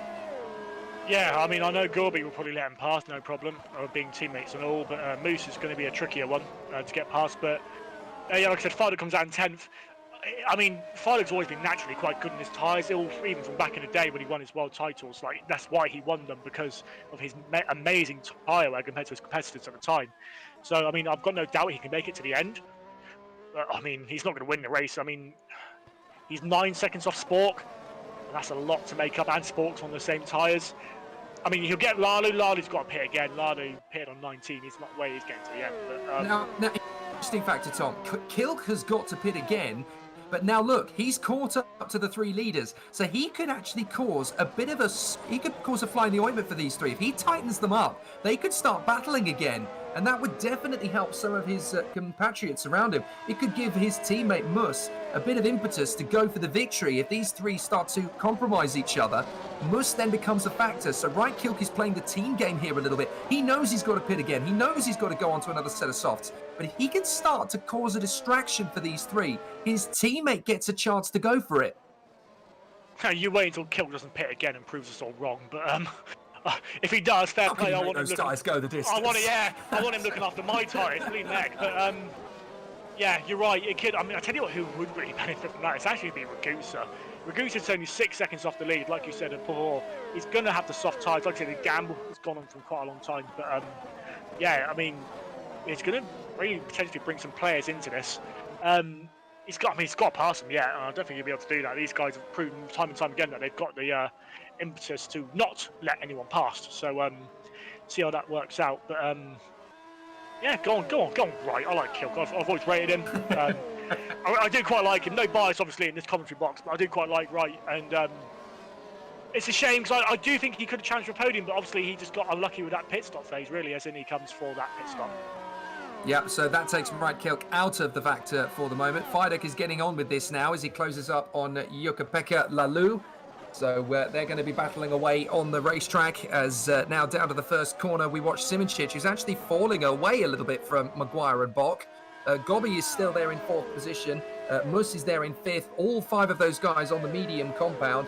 But Ragusa and Spork are on the soft tyres. Ragusa is not far away from Mus in 5th position, 6 seconds away from the race lead. All he's got to do here essentially is match the pace of these guys for a little while longer.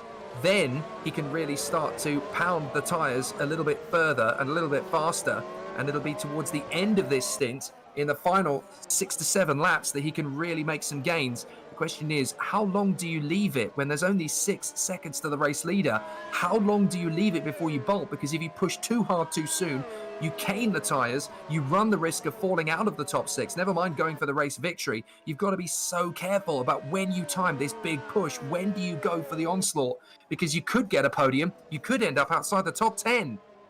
Yeah, and I was just thinking the same. He's got a good gap back to Spork, about a 4 and a bit second gap back to Spork. He's had a bit of a quiet day today after the heroics he did in Melbourne. But yeah, he's got a bit of a gap, so he can afford to push a little bit longer. But like you said, I was just thinking the same myself. He's matching everyone around him at the moment. Obviously, he does have that tyre compound advantage, so he will eventually make a move. And I know Gorby's a little bit off Simoncic, so the two in front of him definitely can get one of him, considering one of them is his teammate as well, definitely can get them. But have to see when he decides to push. I mean, he's 10th off the pace on that lap from Maguire, so he's biding his time at the moment. Very fast in the first sector. His middle sector is a bit poor compared to everyone else, but like I said, he's just maybe easing after the tyres. Maybe in a couple of laps he'll start to push. Zapala, I was just about to mention Zapala hit on lap 38, so he's on to the softs. He'll probably go to the end on those softs. He'll have 19 laps to do. Probably doable. I mean, we saw drivers do it on higher fuel loads earlier in the race. He's now in 9th place. He's made his work through the field, and he's now actually catching David Fylock. He's just pitted, and Zapala just set fastest lap of the race, a 29.0. Very quick, fastest driver on track by quite a margin as well, about a quarter of a second faster than everyone else. Okay, he's probably not going to get any higher than 8th, but considering from where he started, yeah, great job from Zapala today. Yeah, it's not a bad run at all, and it's going to be valuable points for Scuderia Basilia if he can continue this run. Mirko Lucchini actually now gets the fastest lap of the race, would you believe? He's just done a 1:28.7. He's just basically pounded a qualifying lap out of the car while he's down at the back end of the field. I mean, from his point of view, he's got nothing to lose. He may as well try and bag a bonus point for the fastest lap. So Lucchini has absolutely pounded it round the course. Zapala, though, as we pick him up, here he is behind Fidek as he tries to work his way further up the order. And you're right, these two are going to struggle to gain more ground than they're actually in. Because look, there in the distance is Colin Spork, who is 9 seconds up the road from them. That's a lot of time to make up, even on the soft tyres. And the thing is, you can't push these tyres too early, otherwise they will just grain and you've got absolutely no more grip. It's like ice cubes under your roller skates, essentially. There's no grip at all in these tyres if you get to that stage. Maguire and Bock are still half a second apart. Simoncic is plummeting. He's now 3 seconds back from these two. The momentum loss that he took from his pit exit and then losing out to Yannick Bock that has really hampered Simoncic. I wonder if he's compromised the car. Did he lock up at one point? And that has now meant he's having to nurse the tyres towards the end of the race. That's going to back Simoncic into Gobby. They'll both get backed up into Mus, and Ragusa might be able to pounce and grab a podium off all three of them. So just looking back, he did just have a very poor lap. He lost a second to Maguire, 30.2, and he's losing more time again.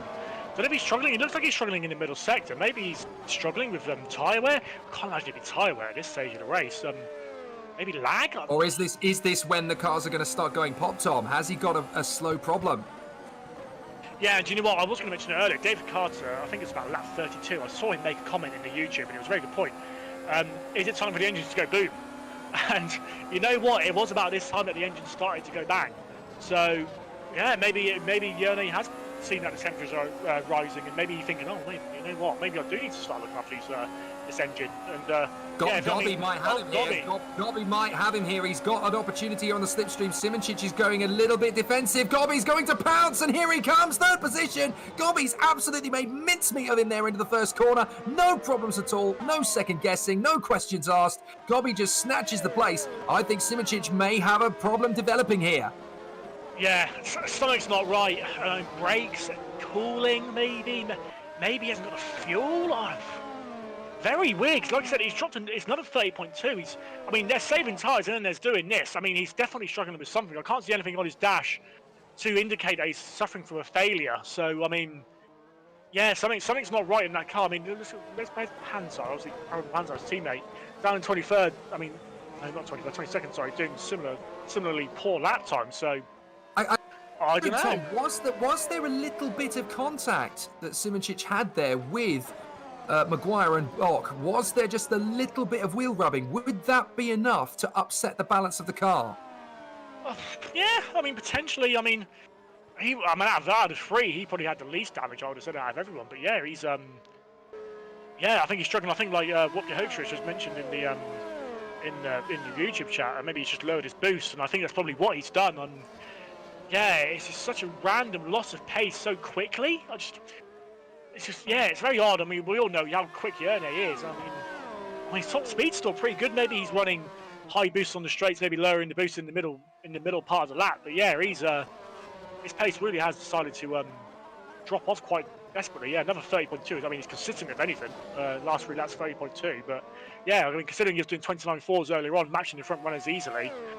Really has dropped off, and that Moose is going to be on his backside very shortly. 27 starters that we've got from this race. 25 are still going. We've only lost Opportuni and Dewal at the moment, so hopefully it's going to stay that way as Leon Bok duels away. So close there with Wak, and he manages to get past Thomas Wak. Absolutely brilliant. Now he's having to play defensive because Wak is coming straight back at him, and Right Kilk on the soft tyres is going to try and make another leap of faith on the inside. Oh dear, oh dear. Yeah, Wright he just got a bit, well, basically his tyres are that much better than Vux in terms of life and compound. Just didn't misjudge the braking. I don't know how Vux saved that car, but he did. And luckily no foul done. But yeah, a lot of time lost from Vux and Kilk there. Kilk setting a fast lap to race last on by 28.6. See if we can get a replay of that actually, Mr. Teder, because that was actually an impressive save from Vux. But yeah, Kilk losing more and more time. I mean, he could probably get a top 10 out of this, maybe a 9th place, but yeah, such a shame because he was looking so strong earlier on. Potential candidate for save of the season, though, from Thomas Wak, and that's definitely one of the reasons he's been hired. He's got amazing levels of grip and control, and he's been under the radar in this race for the majority of it, but he's got himself into a very competitive position here, Thomas Wak. 12th position in the points, so looking stable.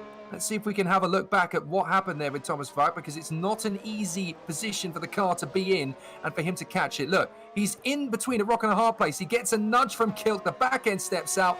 He rolls off the power, gently nudges back on the throttle, and just carries on as if nothing's happened. And he was so lucky. That could have been a race-ending incident. And now Kilk is going to have another try and come back. That's the clean maneuver he was trying to do on the previous lap and couldn't quite make it stick. So Right Kilk is through to 12th position. But that's a little bit of a nervous jitter for Right Kilk to make a beginner's error there in such an interesting position. Now look, Bok is giving Maguire plenty more hassle. There's only half a second between them. We're in the closing 10 laps of the race. Is this Yannick Bok's title attack really getting started here? Yeah, Yannick wants to prove that last year Adam was a fluke, and I'm back and I'm in business this year. Yannick, yeah, last lap going into turn one, he was only about 2 car lengths behind. So he is closing. He's been the faster driver over the last couple of laps. He did a 29.3 last lap compared to Adam's 29.7. So he's had the pace advantage over the last couple of laps in this race. And like I said, maybe he's just gearing up for an attack. Now Yannick does have fresher tyres by 2 laps. Maybe that'll come into it. No, probably not. I mean, 2 laps isn't too much at this stage of the race. But yeah, who knows? I mean, they matched each other that time by, and Yannick looking very, very strong, got very high top speed there. Goodness me, 336 kilometers an hour going down into the braking zone for turn 1. But yeah, he's looking comfortable, isn't he? He's looking pretty happy. I think we might see a Yannick Bock move towards the end of this race. Fabrizio Gobbi as well, also doing some quick time, 29.2 from him that last lap. Simoncic now, interestingly, has actually upped the pace again. Maybe his engine temperatures are back under control. Maybe his fuel's a bit more safe now, up to 4th. Now back up to 29.4. Following Gobbi quite nicely. Moosel's also now starting to catch the back of them as well. So, interesting end to this race, I think, coming up. Getting to the end of the race is obviously one of the biggest achievements in this field. It is so competitive, so fierce, so tough, and incredibly brutal. And now they are closing in on the tail end of Federico Russo, who could cause a bit of an issue here for one or t'other of these 2 drivers. They've just got to pace themselves in terms of getting around him, because this could be a make or break maneuver in this race. So Yannick Bock just hustling Adam Maguire, trying to stay with him as close as possible. You want to be ultimately within 0.45 of a second coming out of that final turn to be able to make use of the DRS. So this is definitely a rerun of the 2020 title fight, as Rodrigo Carvalho rightly points out. It's here we go for 2021 between the 2 title protagonists from last year, Maguire versus Bock. Here we go again, and this is a good run from Yannick Bock coming off the turn. This could be a challenge for the victory right here, right now, and Adam Maguire is well aware of it. Yannick Bock is giving him plenty of hustle into the first corner, and Yannick Bock gets him before they even hit the braking zone. Brilliant run from Yannick Bock. He takes the lead in Bahrain. Oh, do you know what? I think Adam knew that wasn't going to happen. Adam's top speed was 300, I think it's 300, maybe 10 kilometers, and Yannick goes out, bye-bye, 336, like I said the lap before. Yannick has got that car set up for top speed, and he proves it, and he thought, nah, this is my time. Like I said, fresher tyres, off he goes. Gobbi just did a 29.1. I mean, actually, so did Simoncic. They were all flying as well. Maybe your Bock thought, you know what, nah, this can't continue, and I think goes into the lead. First laps of he's actually led this season, and in terms of net lead as well. So he's feeling feisty, and he will actually have some DRS from, I believe that's Lucchini in front of him, lapped car. So just stuff from the elder Bock, from the former champion, as we've got Stepkowski and Kilk on your screen as well for 11th, 12th place, as well as they've caught Stepkowski, not Stepkowski, sorry, they've caught Bock in front of the box, actually overtaking Stepkowski recently. So my apologies there, but yeah, looking nice little battle there for 10th place.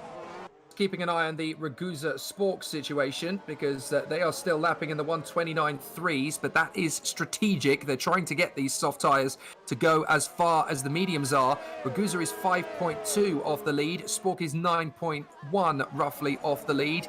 So it's not looking as rosy for Colin Spork as it is for Giuseppe Ragusa, who does still have a good chance here in the top 6. 5 seconds away. All it's going to take is a big drop-off for Simoncic or Mus, or even both of them. We've got a yellow flag in Sector 2 briefly. Not entirely sure what the issue is there, but someone's certainly compromised in the middle of the course there. I wonder if it's someone just a little lower down off the pace, but certainly Sector 2 was yellow flags for a brief moment. But Right Kilk's got a good chance and a good run here on Stepkowski. There could be a chance to move into 11th place, but he's a little too far back for my money. I don't think he's quite going to have the impetus to throw that one up the inside line into turn 1, and indeed he does not. You don't just go charging in without a plan. You've got to make sure you're close enough to make that overtaking move count. This time he may get his opportunity, though, because he is a little bit close enough, as Maguire is going to try and launch back on Bock. But there is the move scuppered by Federico Russo, who gets well out of the way. That's the smartest thing he's done over the course of the last 20 laps, just get completely out of harm's way. Right, Kilk, look, he did make the move on Stepkowski in the end. He did get into 11th place. Yep, good stuff there from Kilk. So he's trying to get a recovery. Like I said, he may be able to get into 10th place. 7 laps to go. He'd do well to catch Zapala and Fido at this point. They're both about 7 seconds up the road. But good recovery drive. I mean, obviously his strategy may... I don't think he'd have won the race, but it definitely could have got him a good finish had he not been blocked in that pit stop phase. But nevertheless, up to 11th and top 10 is just waiting for him. just a second up the road. As Zapala now onto the back of Fidok. That's been a slow burner that race. As Zapala slowly but surely been catching him, and then Fidok kind of upped the pace a bit, but Zapala has just followed him, and potentially a fight going brewing for 8th place in the next couple of laps. As we have a yellow sector 1. Sector 1. Oh, Yellow goodness sector 1. me. Okay, Now, I saw a burst. I think it was Robin Panzer. I saw a burst off the road, and I went, "Oh no!" But I believe it is Robin Panzer. Well, we've got side by side between Zapala and Fidek. They are going wheel to wheel, and Zapala can't quite make the move on Fidek. He's going to have to try again. He's got the DRS wide open. Fidek goes right, sends Zapala left. They've got the right-hander coming up. Zapala's going to stay promising on the outside line and keeps his foot in. Comes over the curbs. There's not going to be a lot of room to maneuver. Fidek tries to keep his foot in. Neither driver backs down, and Fidek keeps it round the outside. Epic racing. I like that pun. That was lovely. Fidek, who races, funnily enough, for Epic Racing. Yeah, that boys is how you do side by side in that twisty section. Great stuff there from both drivers, Fidek and Zapala, to keep it clean. And like I said, Fidek does keep the place for 8th. But great stuff there, yeah, and just showing that actually clean racing is possible in this league. And yeah, great stuff there. Great stuff from a former champion and a former race winner. That was full commitment and a full contretemps between those two. Not a smidgen of contact. And that just shows you how tight and how fast and ruthless it can be. Now, Maguire again needing to use this DRS zone to good advantage here. We've got only a handful of laps left, 5 to go. So this is absolutely crucial for the competitors as they continue to charge forward here. Bock and Maguire still staying pretty hungry out there. Gobby in 3rd place, only 2 seconds back. Gobby is a threat in this. Do not count him out at all, because Maguire and Bock could still have 1 or 2 more battles on the circuit, and if they continue to squabble, then Gobby is right there for the taking. This is not done for the Italian in 3rd position. He has still got a claim to this race win. Look, he's not far away from these two at all now. So Gobby has a chance in this. Ragusa is now starting to step up the attack now as well. He's finally using those soft compounds to his advantage. He's starting to reel in Mus, and he will not be far away from making the move. No, he's not. And Gobby's just taking a big chunk of time out of Maguire and Bock in front of him on that in the middle sector alone. So maybe Gobby's got his car set up for the middle sector. But interestingly, I was just going to say, Bock, as we said, massive top speed. When Bock goes into the turn 1 braking zone without DRS, 322 kilometers per hour. Adam Maguire's with DRS and slipstream is only 326. He's going to have to rely on a Bock mistake for him to get past, I believe. So I don't think he's going to struggle with the top speed. But Gobby took up 3/10 of a second on both drivers in the middle sector of that lap and on this lap. So Gobby, like you said, 5 laps to go. He's not out of this yet. And Gobby should have DRS on Maguire, so he'll be able to spend the next couple of laps starting to reel these two in. So it won't be long before Gobby's starting to make the overtake. It won't happen on this lap. I don't think it'll happen on the next lap. But on lap 56, he could be right there for the taking. The chicken could be ready to be plucked here as they battle away for position down towards turn 4 once again. Yannick Bock still a whisker in front of Maguire, enough to be comfortable. A new fastest lap of the race comes in from Thomas Vack on a 1:29.693. He's making waves around the circuit. A 1:28.4 now from Wright Kilk, who gets a new fastest lap in there. Very fast indeed from the drivers as they continue to battle forward. So Bock, Maguire, Gobby, Simoncic, Mus and Ragusa. 5 seconds between all 6 of them. Any one of the 6, for my money, still with a potential chance to win this Grand Prix. But they've got to be incredibly cautious how they go about it. In the box seat, you have to say, is Bock, because he's got 2 laps fresher tyres than Maguire. He made the move when he had to, and he's starting to check out just a few car lengths enough to be comfortable in front of Maguire that the world champion might not get another chance at him. But he's doing everything he can out of Maguire to stay close enough to that rear wing that he's still got 1 or 2 tricks up his sleeve. Fabrizio Gobby, meanwhile, is eating into their advantage. He is absolutely storming up behind them, and Gobby could make the move for second place before Maguire knows what's hit him. Yeah, and like I said, top 6 all within his chance. I mean, Simoncic maybe a little bit far back now, 3.5 seconds with 4 laps to go, sorry. It's going to be a bit close, but Gobby, yeah. I mean, does he have the top speed? I haven't had a chance to actually catch what top speed he's running at, but if he's got the decent top speed, he's definitely got a chance, like I say, of winning this race. His top 3 now all within a second of each other. 28.9 from Gobby that lap. Now he's going to be affected a little bit more every corner by that dirty air. Is it going to be a bit of a hindrance, or can he make a move stick? Like I said, 3.5 laps to go. First sector, they're all pretty equal, and now Maguire finally enough to pass with a good toe in that first straight, and second one obviously as well. So yeah, 4 to go. Who's your money on who's going to win this? Because it's very, very close. Yep, lap 55 of 57. At the end of this one, there'll just be the final 2-lap dash, and Gobby is seriously getting close to the exhaust of Adam Maguire. The cars are not going pop as we thought they might, but these guys are looking after the cars incredibly ruthlessly around the circuit. There is still a big final push to come from Fabrizio Gobby, and we're right on board with him on the inset. In fact, no, we don't. It's Ragusa, his teammate, who is now really starting to make inroads into Matthias Mus. The gap comes down 6 seconds between the top 6. It's now only 5 because Ragusa, on those soft tyres, does have a chance now to attack Matthias Mus. He could get 4th position by the end of this. If anything happens to the guys up front, he could even snatch a podium. You just don't know. And we've got 2 laps to go now as Bob comes across the line into lap 56 and 57. Make your move, Adam Maguire. Well, can he? I mean, he can't stay with him too well in the corners. Oh, look at the rear end of that car. Basically drifted it round that corner. Ragusa goes up the inside. We've got a yellow in sector 2. I'm not 100% sure what that is, but see if we can find that in the. I think it's Pascal. I think Pascal had a moment on the. Oh, Masculi's out. Masculi's out. Yep, Eros Masciuli, I'm afraid, is out of the race. That is devastating for the Ghost Speed ADG car. And that now puts both cars out of the race. What a shame for Eros Masciuli, who, of course, did lead a lap of this race in the pit stop phase. Ragusa's going hungry round the outside of Matthias Mus. Surely you can't make that move stick. Yes, you can. Absolutely incredible. He's now got the inside line for the next left-handers. Can he hold it? No. He has to concede. I genuinely thought Ragusa had got that one done. If he didn't have that squiggle on the exit, I think he may have done, but he had a bit of a squiggle on the dirty line of that exit of the corner, and just had a little bit of a squiggle wiggle. And Guy is pitting. Flo Guy is pitted. I wonder if he's picked up damage. So Gaia must have had a problem there on that last lap. So maybe it was Gaia and Eros Masciuli that came together, because Flo Gaia has now had to make a pit stop. Yuka-Pekka Lalu has just done a 1:28.1 for the fastest lap of the race as we go into the final lap of this race. We've got a replay. Quickly go to a replay for Eros Masciuli. A bit of a weird one, actually. Is he going into the long left-hander? It seems to just, I don't know, maybe a lag, and it just sort of goes bang. Yeah, maybe a wheel problem potentially. I'm not 100% sure. I'll have to see if we can get confirmation from that from the Ghost Speed boys. But yeah, very odd. As like you said, last lap of the race, who can make a move? Well, I'm not sure it's going to be between the top 3 because they've run out of time, but Ragusa might still get one last crack at Mus as they come up along the DRS. This is the moment Ragusa's been waiting for, and Mus sends him to the outside. Has Ragusa got confidence enough in the car to make it stick? He tries for the switchback maneuver. No, you don't. Matthias Mus keeps it well firm and solid through the apex, and there's another chance or 2 coming up for Ragusa, but he is running out of time. Adam Maguire still trying to stay perfectly planted on the back of Yannick Bock's car, but Bock has so much confidence in this car. Maguire is still trying to second guess where the grip's going to come from.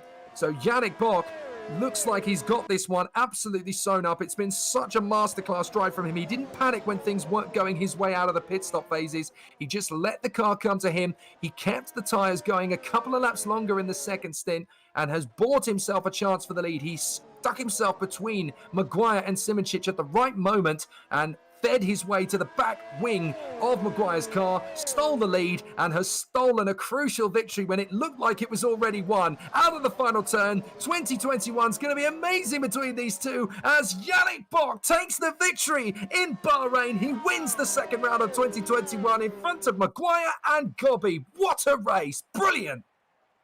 Very well-deserved victory there as Rony Simoncic manages to recover to 4th after his issues mid-race, and Moose manages to hold off Ragusa for 5th and 6th, so good stuff from those boys as well. Colin Spork over the line for 7th place. Fylock is just about to cross over the line for 8th place. In fact, Spala dropped way off. It's actually under threat from Leon Bock as they go over the line, but manages to keep the place there for 9th and 10th, Leon Bock, and Right Kilk in 11th place on that free-stop strategy, not quite working out for him today. And yeah, a very good race. Stepkowski scores some good points there for RSR. Good drive from him. 12th. Rural on 13th. Great recovery after his drive through. Matthew Milek 14th, and Thomas Vark gets the last point for 15th, just in front of Michael Francesconi. There was a little bit of paint swapped between the tyre walls in that race, but otherwise that was hard, firm, fair racing. It was great that the race wasn't decided by fisticuffs, but by no nonsense, no holds barred battling. wonderful to see and brilliant to witness in GPVWC Super League. Yet again, the best racers on R Factor 2 come to blows, and they give us an absolute thriller of an entertaining race. Absolutely sensational stuff. And right to the line, we're still getting battles as Lucchini and Lalou are having an absolute barn dance to the finish line. Lalou misses out by a small fraction there to Lucchini at the line. 11 thousandths of a second. He couldn't quite overhaul. But what a fabulous, fabulous... Oh, there's been a post-race incident there. Yeah, I don't know. Well, that looked like damage to one or two cars there. I think one of them might have been... Well, one of them might have been Fiduk there by the look of it. So, well, we'll have to pick that one up again later, I guess. But that's Yannick Bock taking the victory from Adam Maguire and Fabrizio Gobbi. Yannick Simovic and Matthias Mus from Giuseppe Ragusa in the top 6. Colin Spork and David Fidek. And then rounding out the top 10, Germano Zappala and Leon Bock in the second evolution. One at the front of the top 10, one in 10th. Ryan Kilk in 11th place, a race of frustration for him. Dan Stepkowski in 12th ahead of Stefan Rualt. What could have been for him? Maciej Mlinek and Thomas Vach to round out the point scorers. Michael Francesconi and Lauren Kiersmakers from Christian Pascal and Pedro Gomez from Mirko Lucchini, and then Jukka-Pekka Lalou. Florian Gaia in 22nd. Damage on the final lap for him. Robin Panzer, the last one home. And then Federico Russo, Eros Mashuli, Adriano Opacini, and Liam De Waal. The latter three, all retirements from the race. Liam De Waal out on lap 2, barely even making it around the first lap without problems. Both Ghost Speed ADG cars out. Very disappointing indeed for them. And of course, we get ourselves ready for the next race, the Chinese Grand Prix 2 weeks from now, where the fireworks could start all over again, Tom. Yeah, Chinese Grand Prix, that's got a big boy straight, hasn't it? That's going to be fun for some overtaking. But yeah, hopefully we'll have some research and development upgrades by then as well. So we'll start to see some divide in which way they're going to go on the development path. So have to see if any of them bring a good card, maybe engines as well. Maybe they'll bring a fresh engine for that race as well. So we'll have to see. But yes, looking forward to China. As incidentally, fastest lap of the race went to Jukka-Pekka Lalou, 21st place. So he doesn't get the bonus point for fastest lap. Obviously, you have to finish in the top 15 to get that bonus point. But yeah, it takes another point off the front runners. But yeah, something a bit of a Scuderia Brasilia to smile about. Well, indeed. I think it's a fabulous, fabulous opportunity to see what happens next now in this championship fight. It's going to be so close, isn't it, between Bock, Maguire and De Waal. He may not have finished the race, Liam De Waal, but he is still a massive factor in this championship fight, and he cannot be counted out. It's not long until we go to the green room and we'll get the drivers in for interviews. And we all definitely want to hear from Yannick Bock and Adam Maguire as we go to battle. So let's bring in the race winner of the 2021 Bahrain Grand Prix in the GPVWC Super League. It is, of course, Yannick Bock. Yannick, absolutely thrilling race. One from the start with so much invigorating powerhouse driving from you. That was such a tactical race, incredibly mastered. Just talk us through those early stages of the race where you knew that something might have been on, but we weren't thinking about you as a race winner in those early stages. Tell us how it all worked out. Well, I had a bad quali, and then I needed to start in P8, but I had a good start and could overtake 2 cars, and then I was stuck behind some guys, and I tried to save a lot of tires, and so I could go longer in the first stint and longer in the second stint, and in the end I had the best tires, so yeah, it worked well for me. So the race was a bit of a slow development for you. It only really got going once the 2 or 3 drivers in front of you, like Rualt and Kilk, obviously disappeared. Just when did you think, at what stage did you think this might turn into a race victory?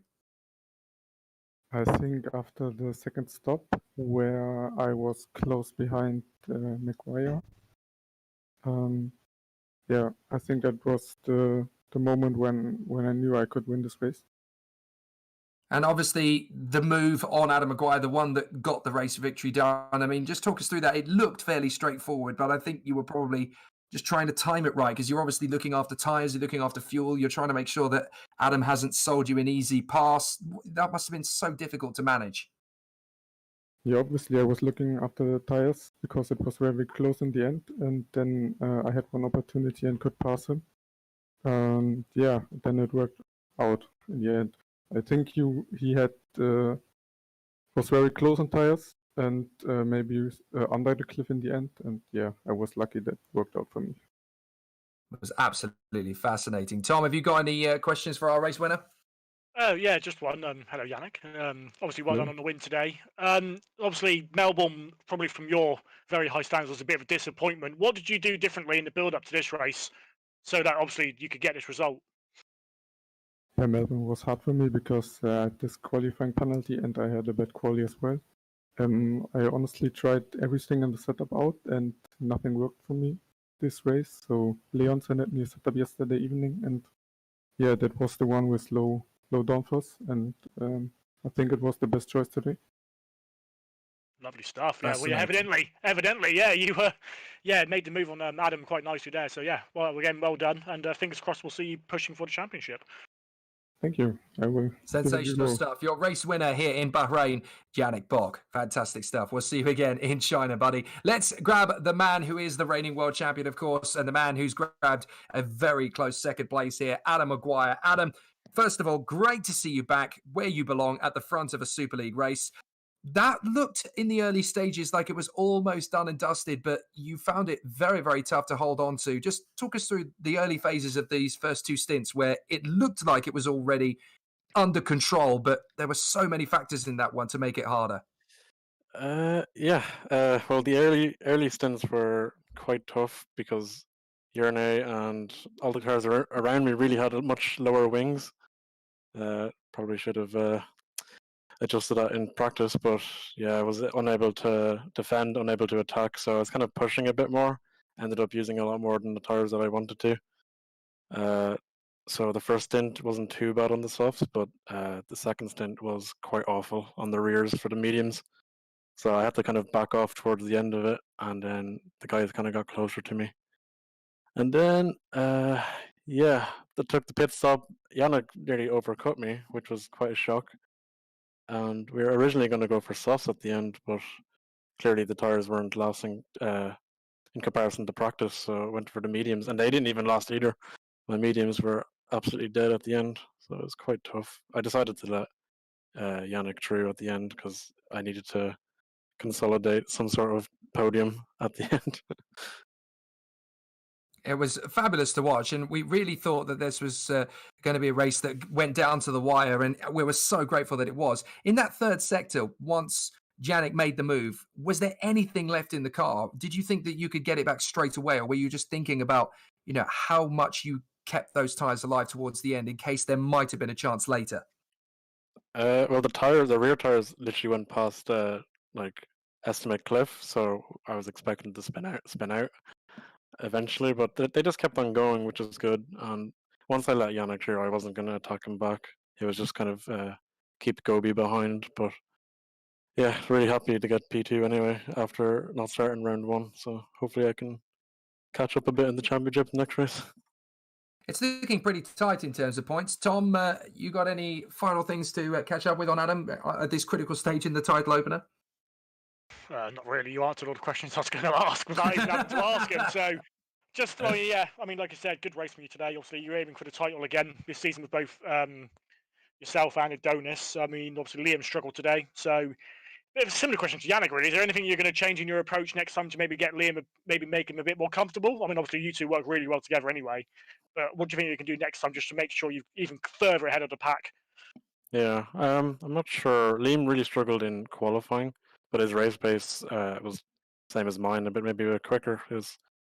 So he doesn't need to improve in the race pace department. It's qualifying. So and this car is quite difficult to push in qualifying. But yeah, next race I guess we'll just work a bit harder, work on the setup a bit more, make sure it actually keeps the tires alive.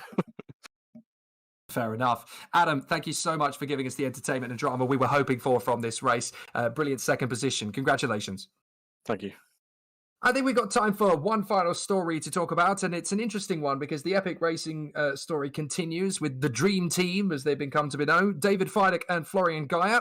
An interesting race of mixed fortunes for the two of you. First of all, to you, David, a bit of a gamble from the race yet again. We always love watching you try something a little bit different in terms of strategy. Medium to medium, then to soft. it looked like it had legs as a strategy. What was going through your mind at the end of that second stint? Was there enough life in the tires to keep it going to that little bit, or were you literally hanging on by a thread? Sorry, the end of the second stint, you said? Indeed, yes. So the original plan was free stop. So at the end, my first pit stop, I looked at the pit delta, and we would have come out in so much traffic. So it was a late switch to a 2. And yeah, I tried to babysit the tires as much as I could, and I think I was doing all right.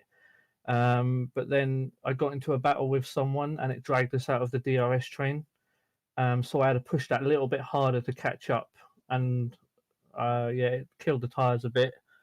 Probably lost us about 3 seconds, and then I pitted 1 lap too late, which cost another 2. So yeah, about 5 seconds were lost in that section. But yeah, it was all right race. I mean, I was looking for a top 5 if everything went to plan. The free stop was 15 seconds quicker in clear air, but it wasn't possible today.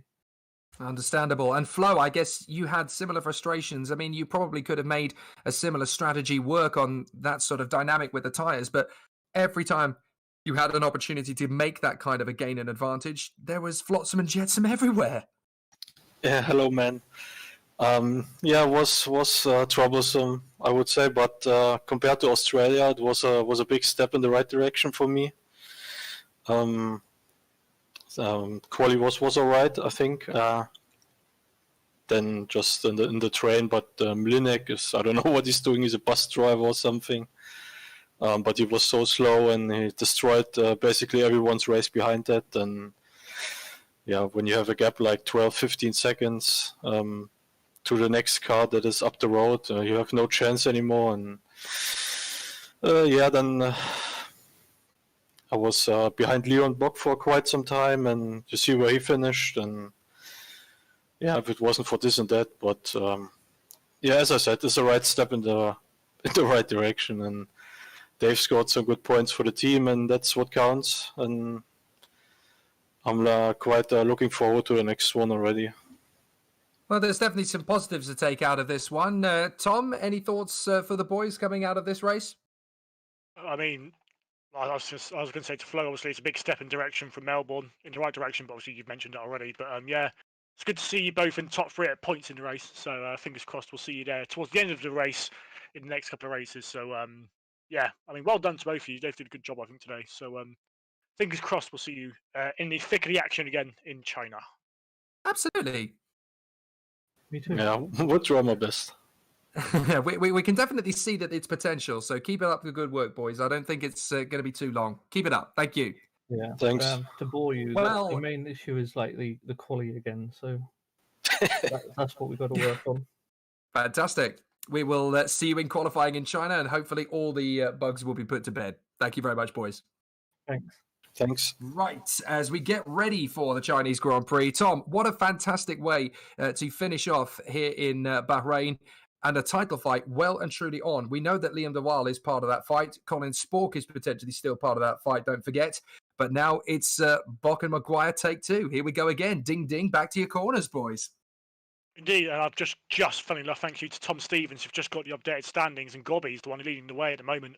32 points from Spork, Bock, de Waal, and Maguire, and Simoncic, your top 6. Bock and Maguire and Simoncic both on 20 points. But yeah, good stuff there for Brits and Gobby leading the way early on. I don't think anyone expected that. They knew he'd be close to the top, but not actually leading. So good stuff from Gobby, and yeah, Colin Spork there on 29 points as well. So like I said, de Waal still in the title hunt, only 6 points behind the lead. And so good stuff, really, really close going into, obviously naturally after 2 races is going to be close, but still plenty of drivers in contention at this early stage and in the teams. Evolution in GSR Sim Racing Centre by VBM tied on 47 points. And in Adonis Engineering, a third on 46 points. So there's 1 point gap between the top 3.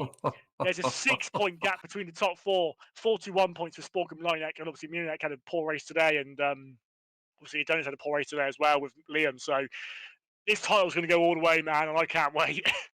Oh, we definitely signed up to a good program in 2021. Tom, thank you once again for your company here in Bahrain. Can't wait for China. Thank you.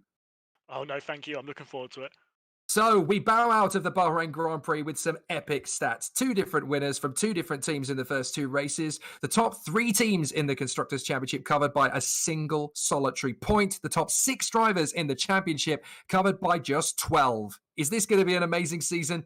You bet your bottom dollar it is. Join us in a fortnight for the Chinese Grand Prix. Keep up with the action on GPVWC.com and follow us, of course, on the social streams on Facebook, Twitter, and Instagram. I'm Jake Sanson. He's been Tom Parker. Your broadcast director has been Argo Teder. Follow us for more and get yourself on the grid in the Academy Series or maybe even in Formula Challenge. We'll see you soon for more great action from GPVWC. Bye for now.